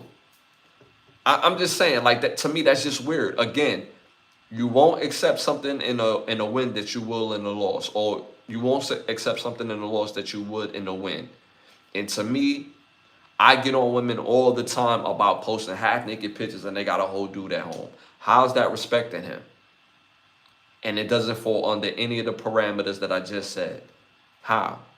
But you got dudes that's posting half naked pictures of their chick, talking about they admiring their beauty, when the pictures had nothing to do with beauty. It's just ass and tits, and it's not under any of the parameters. So, and he had a choice, kinda. It's mostly like her idea. She probably gave him an ultimatum. She's doing it, or else. Ash is a 10. All is good with him. Yeah. Shout out to my dog, Rowan 12. That's a emphatic no. But I hope he's doing well too. Emphatic no. He kind of had a choice, kinda. He had a choice, kinda. Well, I don't know many women that would give their husband an ultimatum about posting half naked pictures of them on their profile page. As a man, do you even want a woman that values the opinion of other people more than you? More than what you think of her? And you're her protector. You provide. You give her love and attention. And she values the word of other people over yours? So if that is the case, I'm just saying, who's the leader? Who's the leader? I'm just saying. It's still crazy. To me, that's still crazy. Shout out to Malu. Is it her work? It was pictures of her that he posted on her page. Again, it's not. It wasn't photo. It wasn't a photo shoot in the sense of like it was themed. It wasn't a magazine. Obviously, you know, when magazines they always theme everything. When especially when women are naked. These were just some pictures. You see what I'm saying? Like I got professional pictures of some of my exes. I'm not posting that on social media. Even when we was together, I'm not posting on social media. Again, if I'm gonna say I'm just admiring my woman's beauty and I'm gonna post her pictures, I'm showing a picture of things that would really make sense. You know, again, I don't want to regurgitate, but again, the sun hitting her skin or the way the sun hit her shoulder, something that symbolized beauty. You know what I'm saying? Like no fake hair, just no makeup, just something that symbolized natural beauty, right? So that's how I look at it. And this is super weird because most men don't do that. Most men don't do that. Are y'all okay? I know it's not my place to ask, but just home are good since I started watching both of y'all. Where is? Yeah, I can't even answer that, brother. I can't even answer that. I can't even answer that, Rowan. So all I can say, hey man, Godspeed and wish all the best. That's all I can say regarding that to that person. You know what I'm saying? But other than that, amen, amen, amen. I could show you better than I could tell you. I could show you better than I could tell you. Because I'm that type of friend. I could show you better than I could tell you. Ashley, I understand that I don't know why he would post it. Roman 12, I'll find things. What about you? Okay. Yeah, yeah. So I think that was a super weird move on Terrence J part. All right, y'all, moving on to our next hot topic. Rumors are spiraling out of control, y'all. Rumors are spiraling that actor Mark Raffaello, I'm sorry, Mark Raffaello. Rumors are spiraling out of control that actor Mark Ruffalo may no longer be involved in the Disney future projects regarding his character of the Hulk. And this may be due to his Golden Globe speech. Let me know if y'all think it's a big deal or not. Are y'all going to miss him? Is it a big deal that his character will no longer be a part of, or not the character, but him playing the Hulk? Let me know what y'all think about that in the chat. Even me being married, no man would allow to take naked or have pictures of me, even me being married. Okay. Different strokes for different folks. You know what I mean? Different strokes for different folks. You know I got pictures of my exes, and I've never showed it to anybody because, you know what I'm saying, I took them pictures in good faith. I ain't mad at none of my exes like that to be like, yeah, this one you butt naked. I ain't, nah. That's just me. That's what I'm saying. It's different strokes for different folks. And me, I like to have pictures too, because when you're not around, I can look at the pictures and be like, and just give you a call, like, yo, get over here, girl. I'm looking at these pictures, you know what I'm saying? Send me a little something, you know what I'm saying? So, what did he say? And not going to miss him. First husband brought me a dress that was really short. We went out, never had so much trouble in my life. I won't do that again. 112, didn't you just ask how was he doing? I'll send you something, Ash, if you want. Nah, I'm cool. I'm cool, my dog. You feel me? I'm cool. You know what I mean? Don't need that. You know what I'm saying? I'm cool. I'm talking about, you know, for the, you know, a woman that I'm dating, you know what I'm saying? When I'm dating a woman, you know what I'm saying? I'm cool, bro. You know what I'm saying? Cool. I signed it and it's everything, Ash. You stupid. You stupid. But yeah, me personally, I don't think like I like the first Hulk better. Who played the first Hulk? The guy from is it Project X? What was the name of that movie where the guy made him bite the curb? Oh, American History X. Who was the main character in American History X?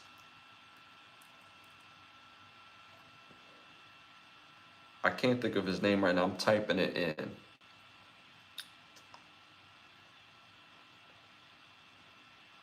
I hate when I type up something in one part. Edward Norton. Edward Norton. I remember his version of the Hulk, and I liked his version of the Hulk better. I never understood why Edward Norton couldn't move forward with being, with the Marvel portion of his character of the Hulk. But they replaced him with this guy, Mark Ruffalo. And again, he may no longer be a part of it. And these are just rumors, but they're spiraling out of control due to his Golden Globe speech. Will people miss him? Because I know for a fact, if somebody like Robert Downey Jr., if he came out and said, I'm no longer going to do Marvels, people would get upset about that. And like, I'm kind of upset that he's coming back to play Doctor Doom, but I get what Marvel is doing as far as like the different universe and yada, yada, yada. Okay. But is it a big deal that he may not no longer be a part of the Marvel movies and his depiction of the Hulk moving forward? Or, is it a big deal that he gets replaced? Let me know about that in the chat. Rowan, you lucky. She said, yo, Rowan, Malu letting you know. She said, you lucky you know me because she Hulk was low-key treated like a side character. You think so? You think so? The only I actually like the Hulk's character. The only thing that I didn't like about the Hulk is this in Infinity Wars. He didn't want no more smoke. Like, what was the character? Thanos. Thanos. Thanos put the beats to the Hulk so crazy that the Hulk didn't even want to turn into the Hulk.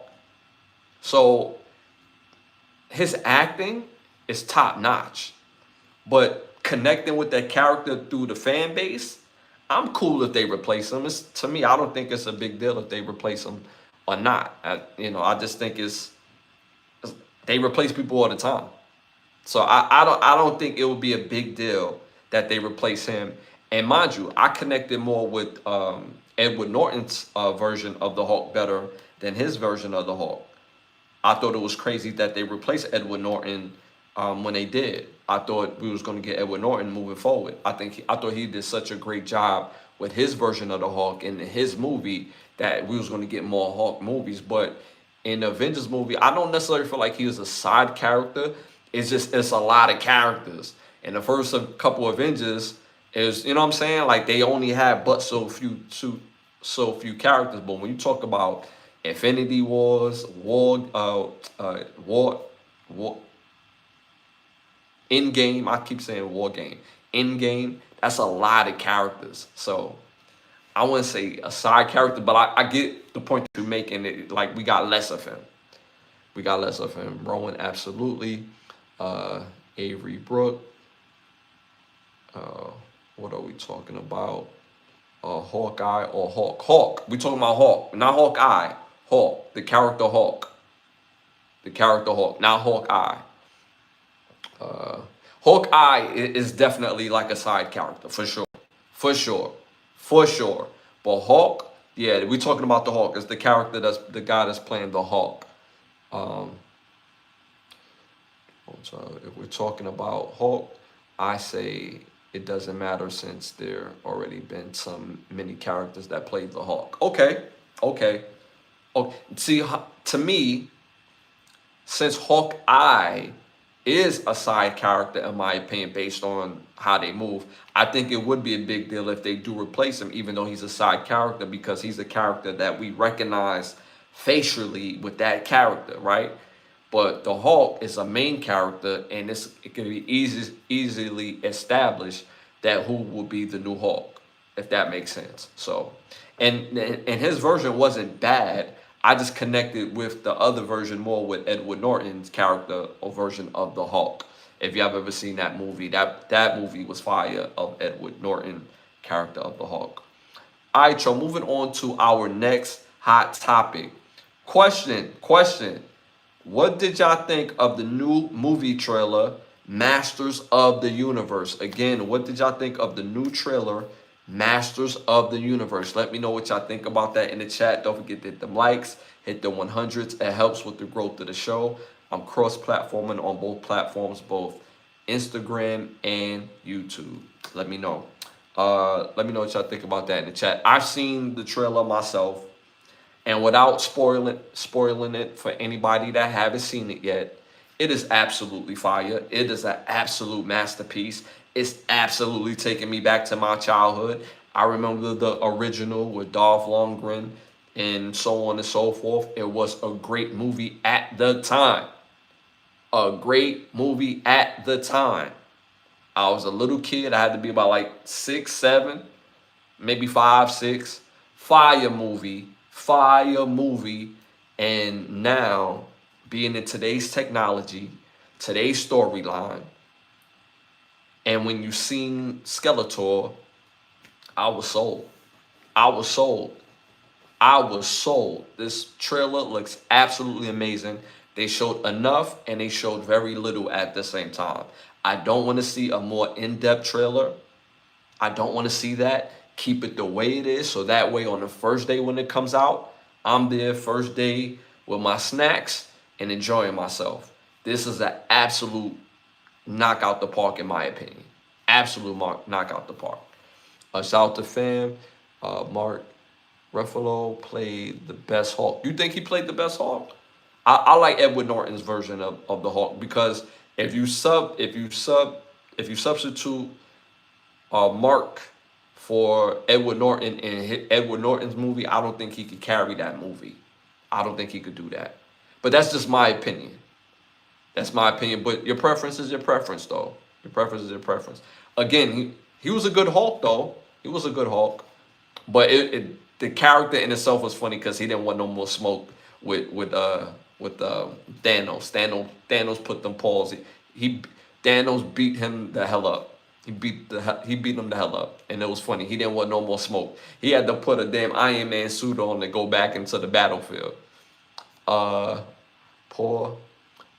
never said what he said at the Golden Globes. Well, me personally, I don't know what he said at the Golden Globes. I just know that it stemmed from the Golden Globes, because when you go to the speech, they kind of have it like skewed out. So at the end of the day, regardless of what he said, because anything that he had to say had to be offensive to somebody, it had to be either political or something that he felt near and dear to his heart for it to even be a conversation. So that's why I didn't go in depth about what he said, in particular at the Golden Globe. But if he says something offensive, I still think it doesn't matter. Because when somebody is really great at something, you don't really think to like replace them. You just be like, all right, well, we're going to get some negative press. We're going to use the negative press to promote the movie. Because let's say if Robert Downey Jr. had said something disparaging or something that was controversial at the Golden Globes, if he's not a part of the Avenger movie and he's supposed to be, people would care. And they would just, bypass the little negative press. Because they don't really care about what we think. They want to give us a great product. So that's why I even back that up with that as well. Shout out to Patrick. We got Patrick in the building, one of our other mods. Appreciate you tapping in, one of our day ones. What up, my dude? I'm back. Appreciate you being back, my brother. Hit them likes, hit the 100s. It helps with the growth of the show. You already know. And if you already did, y'all, do it again. Hit the 100s, hit them hearts. It helps with the growth of the show. All right, y'all, moving on to our next hot topic. Question. Did you know if you're in a working couple that saves $96 a week combined, if you save $96 a week, you would have saved $10,000 a year. I'm sorry, $96 a week. Yes, if you save as a couple $96 a week, you would save $10,000 a year. Let me know what you think about that in the chat, y'all. Again, what do y'all think? Working couples saving $96 per week, they save $10,000 per year. Let me know what y'all think about that in the chat. Me personally, I love this. But I'm gonna keep it real. For most men, we spend less when we're not in relationships. So the fact that we can save $96 if we are in a relationship per week, that we can save $10,000. Now, $10,000, I'm looking forward to a great vacation every year. This is top level vacation. You don't even really need $10,000 to go on vacation nowadays. $10,000 for one vacation, that's a whole nother level of vacation right there. That's the top tier good time. Now you can go on 2 vacations a year and use $5,000 as the budget. That's still a great vacation, dog. No matter where you go, you're gonna have a good time. So I love this, and this feels like this is an incentive for people to actually think about economics when they get into relationships. Because when most people get into relationships, they think of still self-preservation, right? Guys, being a guy, we just know that we pay for shit, right? And we don't ask no questions.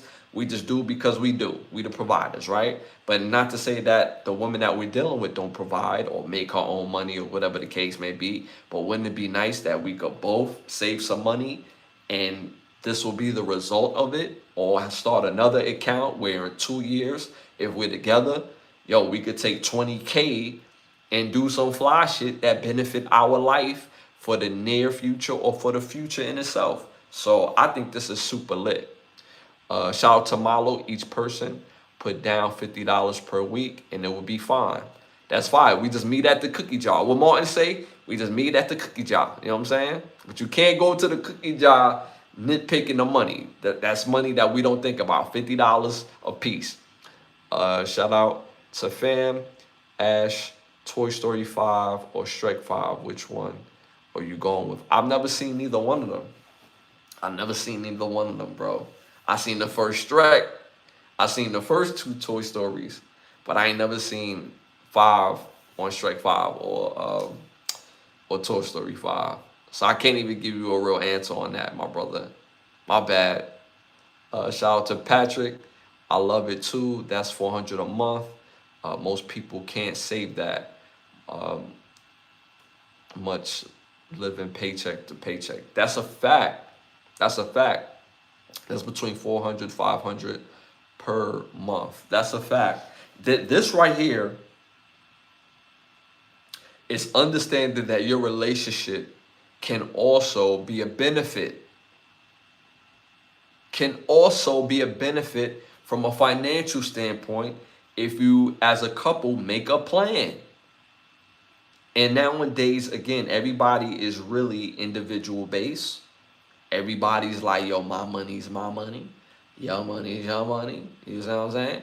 But if we really come together and do some things together as a team, we could put ourselves in a very advantageous situation for the right now, or the near future, or the immediate future, or the very far future. Think about that. If you're with somebody for 4 years and y'all save $40,000 together, do you know how much $40,000 is at one time to do whatever that you think you want to do? So that'll be a whole new level of being able to save money. So I just think that's super duper fire. Outside the fact of your personal finances. So shout out to, who's that? A shout out to E-Table in the build. Appreciate you for tapping in. Are you Jalen Brunson? Shout out to your name, because that's a statement that's towards your name. Or are you Marcus Houston? Now, Marcus Houston is my cousin. Appreciate you for tapping in. Hit them likes, hit the 100s. I see you trying to troll, but, you know, good try. It was trash, but I still rocks with you. I don't know who you are, but if you come in here to show love, light, and energy, please do so. But you gotta be better on the jokes. Edible. This is Ashley Lovechild. Let them know. Let them know. Let them know. I'm still getting a prenup though. Yeah, see, this is not necessarily being married. This is just being a working couple, right? Like, let's keep it real. Most people don't get married. Honestly, in order to take advantage of being a couple, you don't need marriage. You need policies. You don't need marriage. You need policies. You don't have to be married to make sure that somebody's taken care of on your untimely demise. Policy. So you don't need that, right? But we're just talking about a couple being together, living together, building their life, and you don't necessarily need marriage. Now, some people that do need marriage, I just hope that it's both man and woman that need marriage. But in this particular way, you being a couple and y'all both working, y'all could do a whole lot if you're able to do this, for sure. And I know couples that been together literally for 20, 25 years and they've never been married, but they live their life together, they build their life together, and it is what it is. And they have a great relationship, and what makes their relationship great, they don't allow what other people think about their relationship into their relationship. They're honest. If somebody asks them, like, yo, y'all married? Nah, we not married. But they got businesses, they got homes in different places, they got nice cars and all that. They do all types of fly traveling and all types of stuff. So that's like a major flex in itself when you don't allow other people in your relationship, especially your friends, right? So, you know, that's a whole nother thing in itself. But yeah. But this is about working relationships opposed to married couples. So you don't necessarily need to be married to be able to save money together. Malo Patrick, are you here to keep the channel in check? If so, I'll on people's Edible, nice shirt, bro. Okay. If you showing love, Edible, or yeah, if you showing love, Edible, you know, appreciate you. Patrick, yeah, Malo, I hope, are you good? Ash, unless I get married. All right, I'm not gonna read the rest of that. Y'all know I'm like Ron Burgundy. I will read what comes up on the teleprompter. Patrick, good. Back on next. Okay. Love Malu. Love Malu. Shout out to Malu. Showing major love. Love Malu, man. One of my big badge holders and mods, man. Shout out to Malu, man. All right, y'all. Moving on to our next hot topic. My picks is in. My picks is in, y'all. We only had one game this week. No, we had two games. I'm bugging NFL playoffs, and my picks is in. First game I called, Broncos versus the Patriots, which was a great game, might I add. Very low scoring defensive game. I told y'all it was going to be a defensive game. I did pick the Patriots to win this game. They won 10-7. 10-7. Not surprised at the score because of the nature of the teams. But I honestly, when I look at the game, the Broncos was missing Bo Nix. Now, mind you, Bo Nix is not one of the best quarterbacks in the league, but he's the leader of this team. And he would have did enough in this game, in my opinion, to beat the Patriots. But they didn't. He was hurt, and they out. So the Patriots won this game. I had the Patriots winning because Bo Nix was hurt.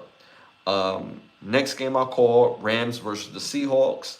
I had the Seahawks winning this game. I knew this game again was going to be a great game. Both teams could put up points, and both teams can play some defense, especially the Seahawks. But what I saw last week with the Seahawks playing the way they played in its dominant fashion, I felt like it was going to be on par to the next game. I didn't think this game would be this close, but the Rams could put up points, and this game came down to the wire. The Seahawks won 31-27. What a great game! What a great game! And I'm glad we got a contrast in games because like one was very defensive led and one was like really high octane. You just never know what the next big play was going to be. So I love this. So our Super Bowl, y'all, in 2 weeks, we have the Patriots versus the Seahawks. I'm going to give y'all my prediction for that on a later episode, but this is going to be a great game. This is going to be a great game. Patriots, again, is going to come in there led by their defense. Their offense is good enough because they could put up points. They have possession type receivers, and those backs are really good. I already know who I'm going to pick. I'm just going to save it.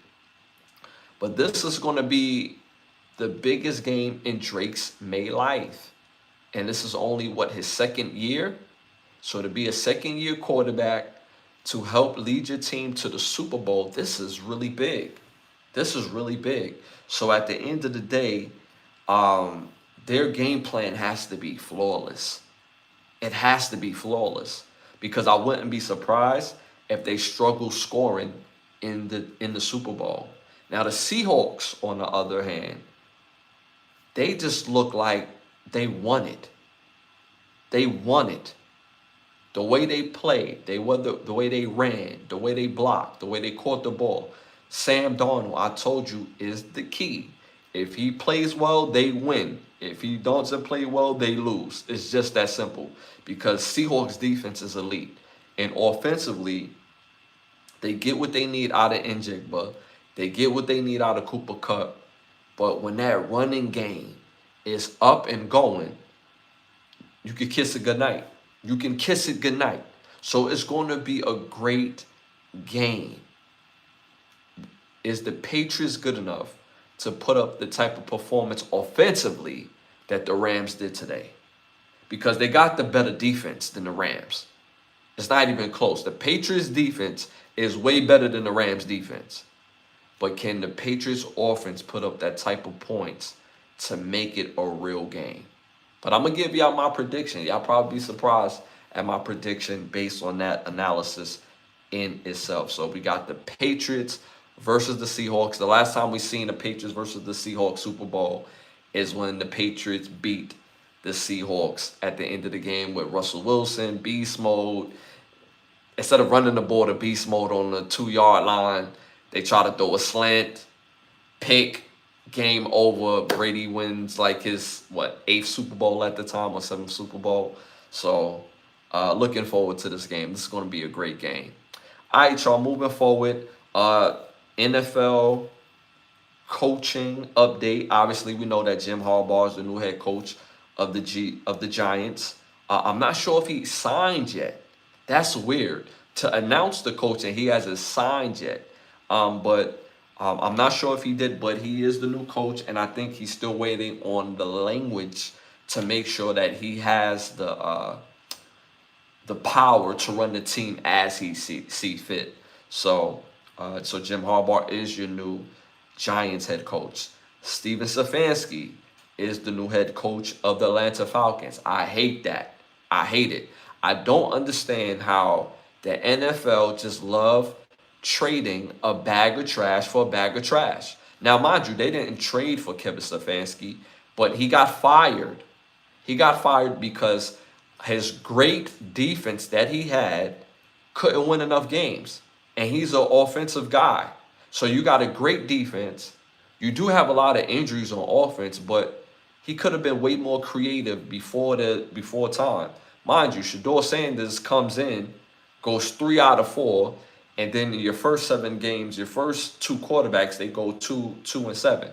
So at the end of the day, you wasn't creative enough. So now you get a chance to coach the Atlanta Falcons, You have a Ferrari. You have a Lamborghini over there when it comes to the weapons that you have in Atlanta, and you won maybe 7 games in the last 2 years. I hate the fit. I hate the fit. They're gonna be looking for a new coach real soon. I hate the fit. I hate the fit. Don't like the fit. Uh, Mark McCarthy, new coach of the Pittsburgh Steelers. I actually like this. I actually like this. Um, I didn't want to see Tom Coughlin go. I didn't want to see Tomlinson go, but I think Mark McCarthy fits the mold of Pittsburgh. He came from Green Bay. He came from that market, and I think that he will be successful in this market. Now, would he be as successful as Tomlin? I don't know about that, but they will be successful and they will be able to uphold the Pittsburgh name, and it's a much smaller market where he could control and work and focus on football opposed to being a Dallas Cowboy. Being a Dallas Cowboy is more than just being a coach. It's a lifestyle that I thought was much too big for Mike McCarthy. So I love the fact that he's with Pittsburgh. I think this is a better fit. Jesse Minter, new head coach of the Baltimore Ravens. I know that Jesse Minter came from San Diego. Good coach. But does he have the personality? Does he have the Baltimore is one of those places that are personality driven. Baltimore's not a big market, but you have to not only be a leader, but you have to have a personality to lead a veteran bunch. So the jury's still out on that one, and you still have coaching. You still have coaching availabilities with the Cleveland Browns, Arizona Cardinals, Buffalo Bills, and the Miami Dolphins. So if I'm a coach out there, which job I would take at this point, I would definitely take that. There's 3 good jobs that I like. I like the Browns job, I like the Bills job, and I like the Dolphins job. The reason why I like the Browns job, because you had a whole lot of rookies that gave me a whole lot of production. I would be very creative, and I want to work with Shador. I believe in Shador. He still needs to be better. He got some things to work on, but he's the type of kid that I believe that wants to be great. I believe that if you're creative with him, play to his strength, just like any other quarterback, you play to their strengths, that you're going to see a maximal great quarterback, and they're going to be led very well. And in that division, you can make noise quickly. The Bills, obviously, Josh Allen. If we're just talking football, it's Josh Allen. He's the best quarterback on this list, and I can accomplish knowing what I know. We're going to go crazy. I just don't want to live in Buffalo. Other than that, if it's just football, and the reason why I don't want to live in Buffalo, because I got, friends and family in Buffalo, or do love, but I don't want to live there. Y'all ever been to Buffalo? You don't want to live there. I would rather live in Miami, which, if we're talking about lifestyle, and if I had the ability to create everything the way I want to, I could get to pick my own quarterback, my team, I'm definitely picking that Miami job as well. I mean, Miami is Miami. Miami is Miami. So there's still 3 good jobs left on this list, in my opinion. So we're going to be keeping our lookout who get those vacancies. All right, y'all, moving on to our next segment, our Keep the Lie Alive segment. Hold on, let me go back real quick. Shout out to Patrick. I'm looking forward to the Super Bowl halftime show. Bad Bunny is performing, right? I think Bad Bunny is performing. But Bad Bunny is performing. Patriots will lose to the Seahawks. Yo, Ash, you should do a segment for Q&A towards the end of the live. But see, the only thing with that, Ron 12, I know the questions, some of the questions is gonna be real. You know what I'm saying? Like, them questions are gonna have to get like ciphered out. You know what I'm saying? Ash, I had Bronny to go to the NBA. That's what he's going to, the NFL. I think Denver would have to beat the Patriots if Bo Nix didn't get hurt. I think so too. I had Denver beating the Patriots as well with Bo Nix for sure. I did for sure. Not to switch subject, but a kid that I think is going to be good in the NBA, but he still has more, ways to go. But I like what I'm seeing. He got the fire in his eyes. I see the fire in his eyes. He wants to be great. I love what I'm seeing out of Cayenne Anthony with Syracuse. I love it. He got the fire in his eyes. He still got some ways to go, but he got the fire in his eyes. And let's keep it real. If Cayenne was like 6'5", 6'6", he would be a lottery pick immediately because he's probably like 6'2", 6'3", but he still got crazy game. He still got he gonna get a little stronger at that height. He got crazy game. I like what I'm seeing out of Cayenne Anthony at Syracuse. A shout out to both platforms. I'm cross-platforming on both Instagram and YouTube. Ash, come on for the one time. Kanye West in the NBA shit would be crazy. Cooper Flag doing his thing. Yeah, Seahawks is going to be a tough out. It's going to be a tough. I can't wait to give y'all my prediction, though. I can't wait to give y'all my prediction. Can't wait. Well, I'm going to save that for right before the Super Bowl because it's not next week. It's in 2 weeks. Super Bowl's in 2 weeks. It's gonna be fire though. I think next week is the Pro Bowl, but the Pro Bowl has been ass. It's been a terrible product. It's been a terrible product. The last time I've been to the Pro Bowl is when they had it out here in Orlando, the year that Kobe. Matter of fact, the day that Kobe died was the same day as the Pro Bowl. Was the same day as the Pro Bowl, and I went to that game, and that was in Orlando. And that was actually a good game. But the Pro Bowl's been terrible. I don't even watch it anymore. I don't even think they tackle. They play two-hand touch at the Pro Bowl. Ash, if I fly to Orlando, can we beat up? If you dead serious, bro. If you dead serious, and you know what I'm saying, we know it'd be the jokes, but if you dead serious, I always pull up on people and show love, bro. For facts. Big facts. Big facts. Big facts. All right, y'all. So again, my Keep the Lie Alive for this episode is this. The truth no longer matters once too much time has passed by. The truth no longer matters when too much time has passed by. And what that means is sometimes you can have a fallout with somebody and you in all do right, meaning this person was a supreme asshole. And because you are highly principled, you separated yourself from that person because that they was wrong. But there's no communication. And most times when people care about your friendship, care about your relationship, care or value you in their life, they make that phone call and say, yo, I was tripping. My bad. All due love, but my bad. But once enough time has passed by, the truth no longer matters because they don't care enough about the truth. So if they don't care enough about the truth and you do based on your principles, your morale, and your value, how you value them, you have to let it go. You have to let it go because it no longer matters.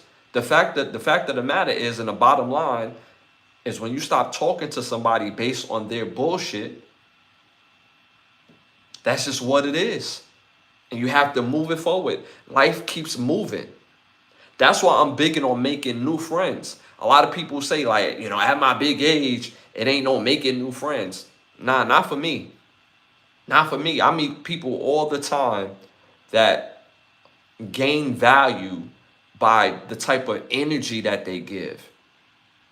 It's nothing worse by being around an energy vampire.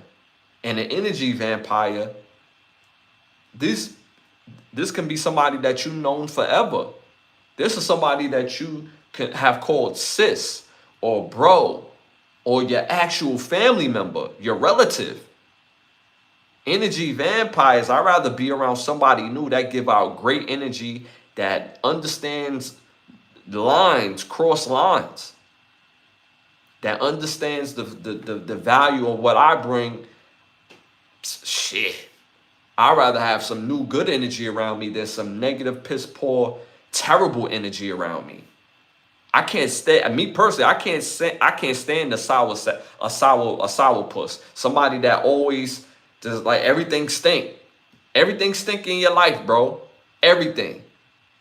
And this is a part of the reason why the results that you get what you get. Because everything, you're not grateful for none of this shit. You look at the glass half empty. Me personally, I'm an optimist, yo. I'm an optimist, yo. I look at everything as glass half full. Because I'm not only grateful, I'm thankful. Any and everything could be different and could be worse. And I've been through some things in my life that made me value people and made me value life. So when I get that energy and I no longer keep people around me, I no longer associate certain people around me, and I'm on the right side of it, it doesn't even matter after time has passed. It doesn't even matter. Because the fact that I'm right, it doesn't matter. Because if I'm wrong, me being the person that I am, valuing people, I would make the call. Be like, yo, you know what? I was tripping. If you could find it in your heart to forgive me, I would really appreciate that. And I will show you changed behavior. That's me. But in return, if it's not for me or if it's not for you, it doesn't even matter after time done pass. Because you set yourself on a standard that you won't allow this type of disrespect. So again, once enough time has passed, the truth doesn't matter. It is what it is. It is what it is. Shout out to the chat. Facts, I think the older you get, the better quality of friends you make. I agree with that wholeheartedly.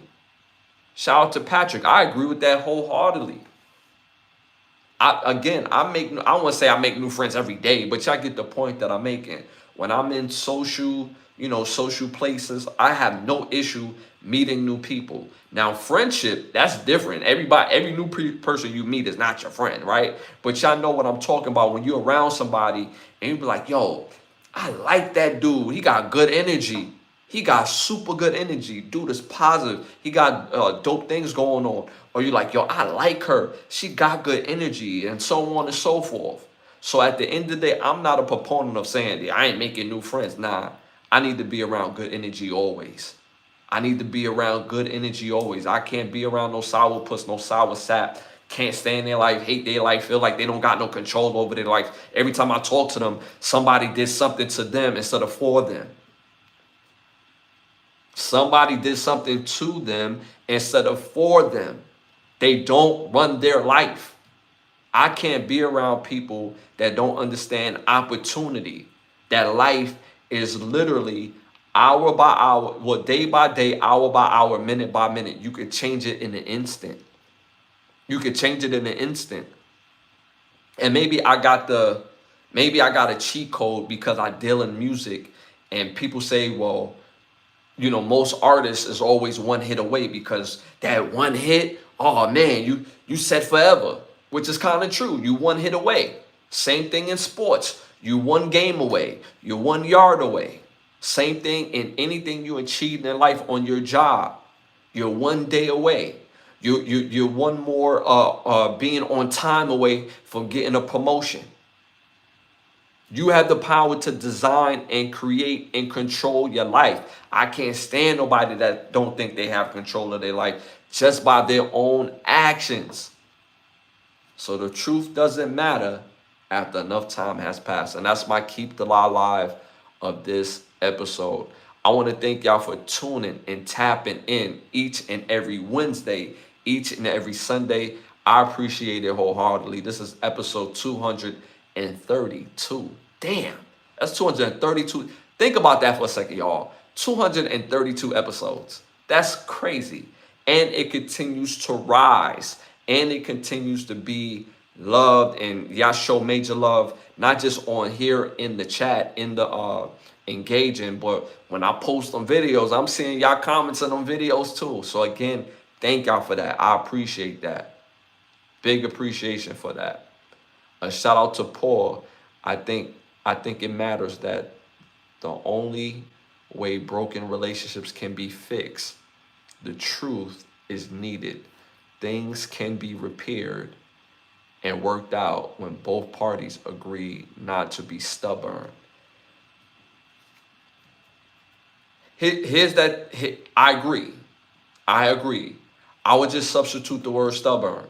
Only reason why is because stubborn is doing something that's against your better, your better, like against your better, not your better judgment, but for your greater good, for your better good, right? You're being stubborn against your greater good. And sometimes being somebody's friend is not for your greater good because they're energy vampire, because they take more than they give, right? So all things can be repaired just with a conversation, for sure. For sure. And I would just leave it at that. All things can be repaired with the conversation. But if somebody is indifferent and don't value you, regardless on anything, it's not stubborn to walk away from their ass. It's not stubborn to say, you know what? They don't have my best interest at heart. Think about it like this, right? You ever had a friend and you speak to them on the phone, and anytime you talk about something regarding them and for them and things that they got going on, the conversation and the energy is really high, right? But when you tell them something about you and what you're going through, or the things that you have going on, not necessarily what you're going through, but you get the point that I'm making. The things that you're going through, like, yo, this is what's going on at work or whatever the case may be. The energy get real low. They're not as engaged. That's terrible energy. That's an energy vampire. They want you to feed what they got going on, opposed to that reciprocity. So it's not stubborn to not fuck with somebody if they don't give you that energy back. That's why I specified in saying that when enough time has passed, the truth doesn't even matter anymore.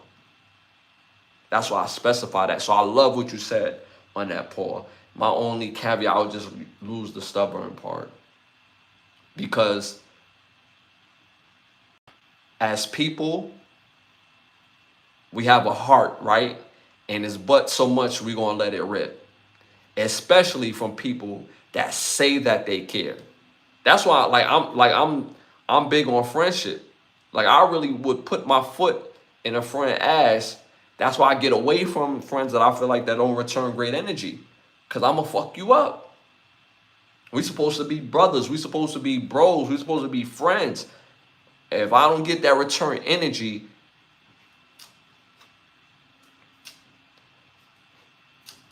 I'm 69 gang all day. I'm a Cancer, y'all. I'm telling you. I know that zodiacs is not supposed to, depict behavior, which is true. But again, I just hold value in people. And when it's not reciprocated, I get away from people. Because if they say the wrong thing, you know what I'm saying? Feel me? I'm smiling too much, huh? You know what I'm saying? I'm going to have to, you know what I'm saying? One time. You know what I'm saying? And they just going to have to take that. You know what I'm saying? They're going to have to take that. I haven't spoken to Mint. I have a brother. I have spoke I haven't spoken to him in 15 years. Negative energy that stay away from. I feel you on that. I got a couple of those. I got a couple of those. I got a couple of those. Shout out to you, Patrick. I got a couple of those. I even made a song about it. I even made a song about it. Y'all can go listen to it. It's called Like My Daddy. That's what the song is called. Like My Daddy. Go look up Ashley Lovechild, Like My Daddy.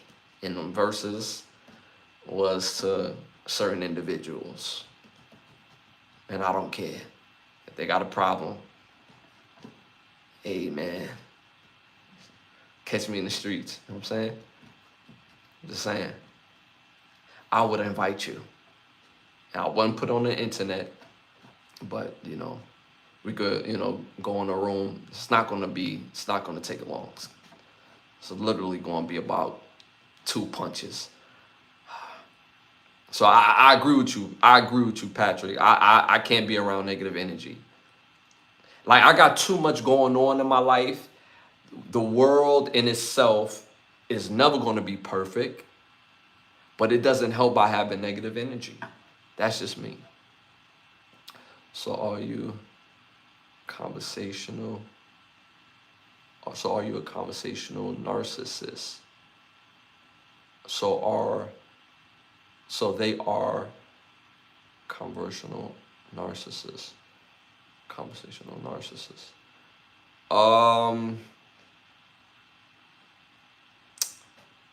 I wouldn't say it's narcissism.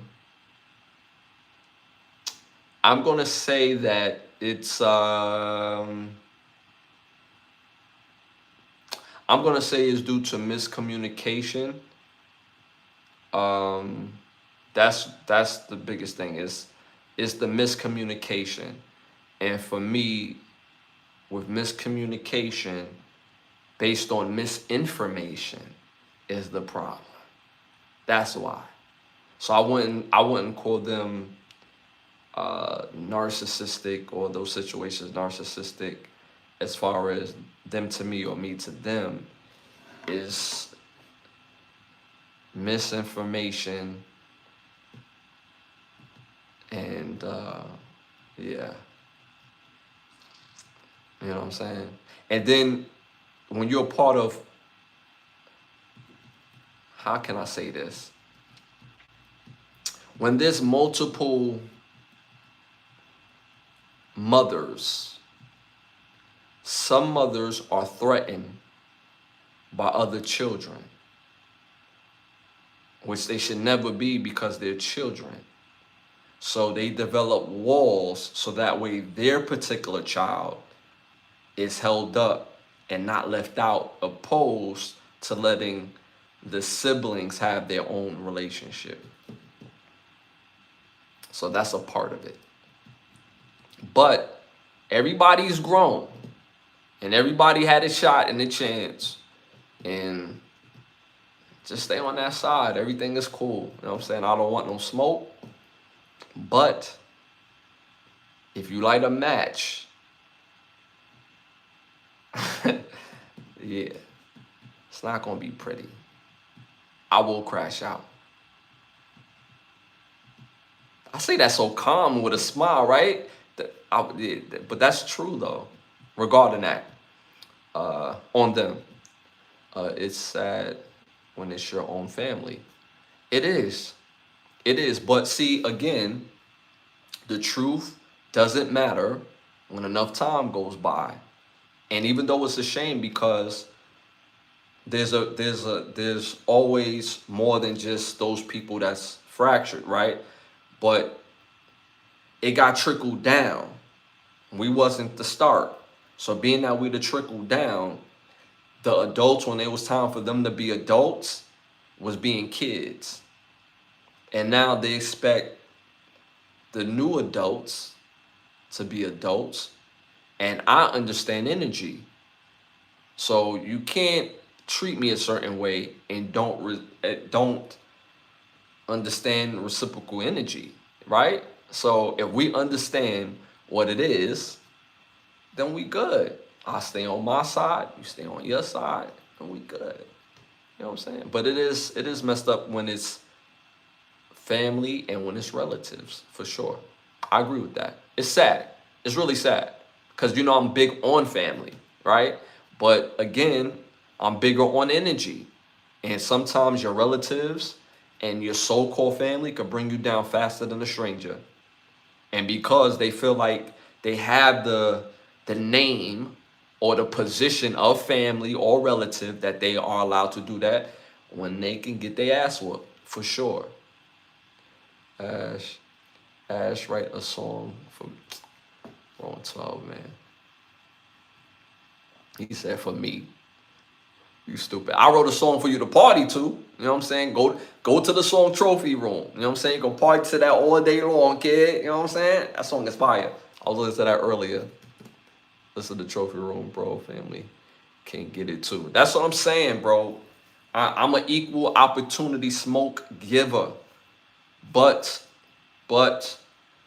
I rather just separate myself, because me crashing out, nobody's gonna have a good day, especially me.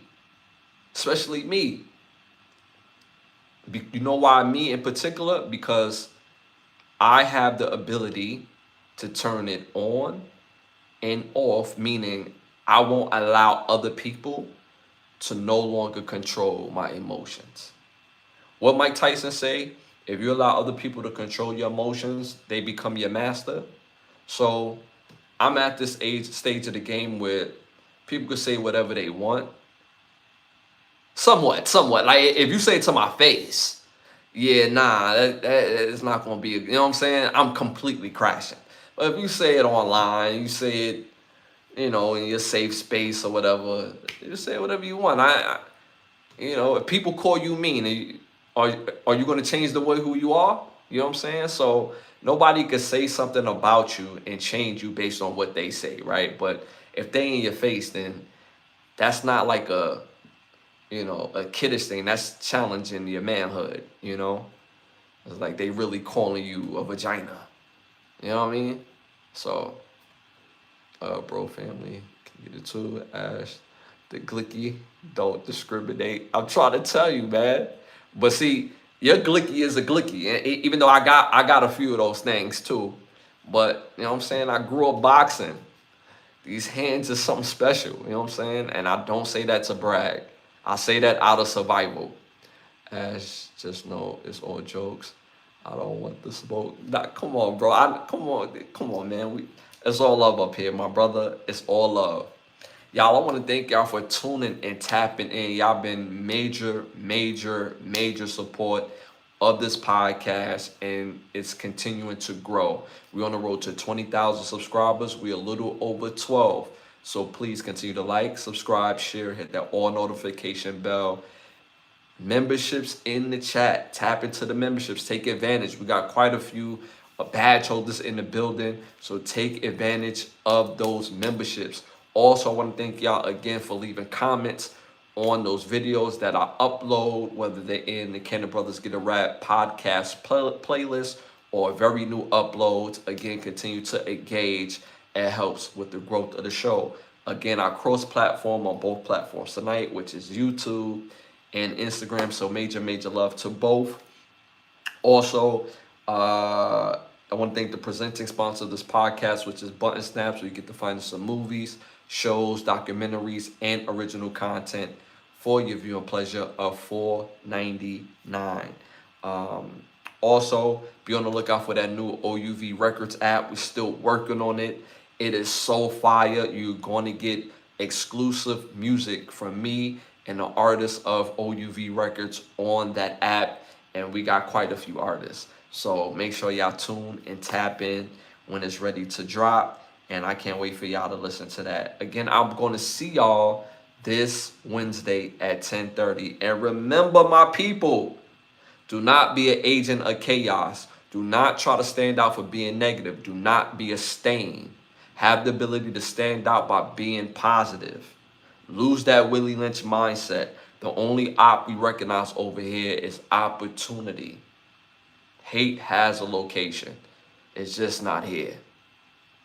I'm going to see y'all this Wednesday. And y'all already know. It's love. Hit them likes, hit the 100s on your way out. And I'm going to see y'all soon.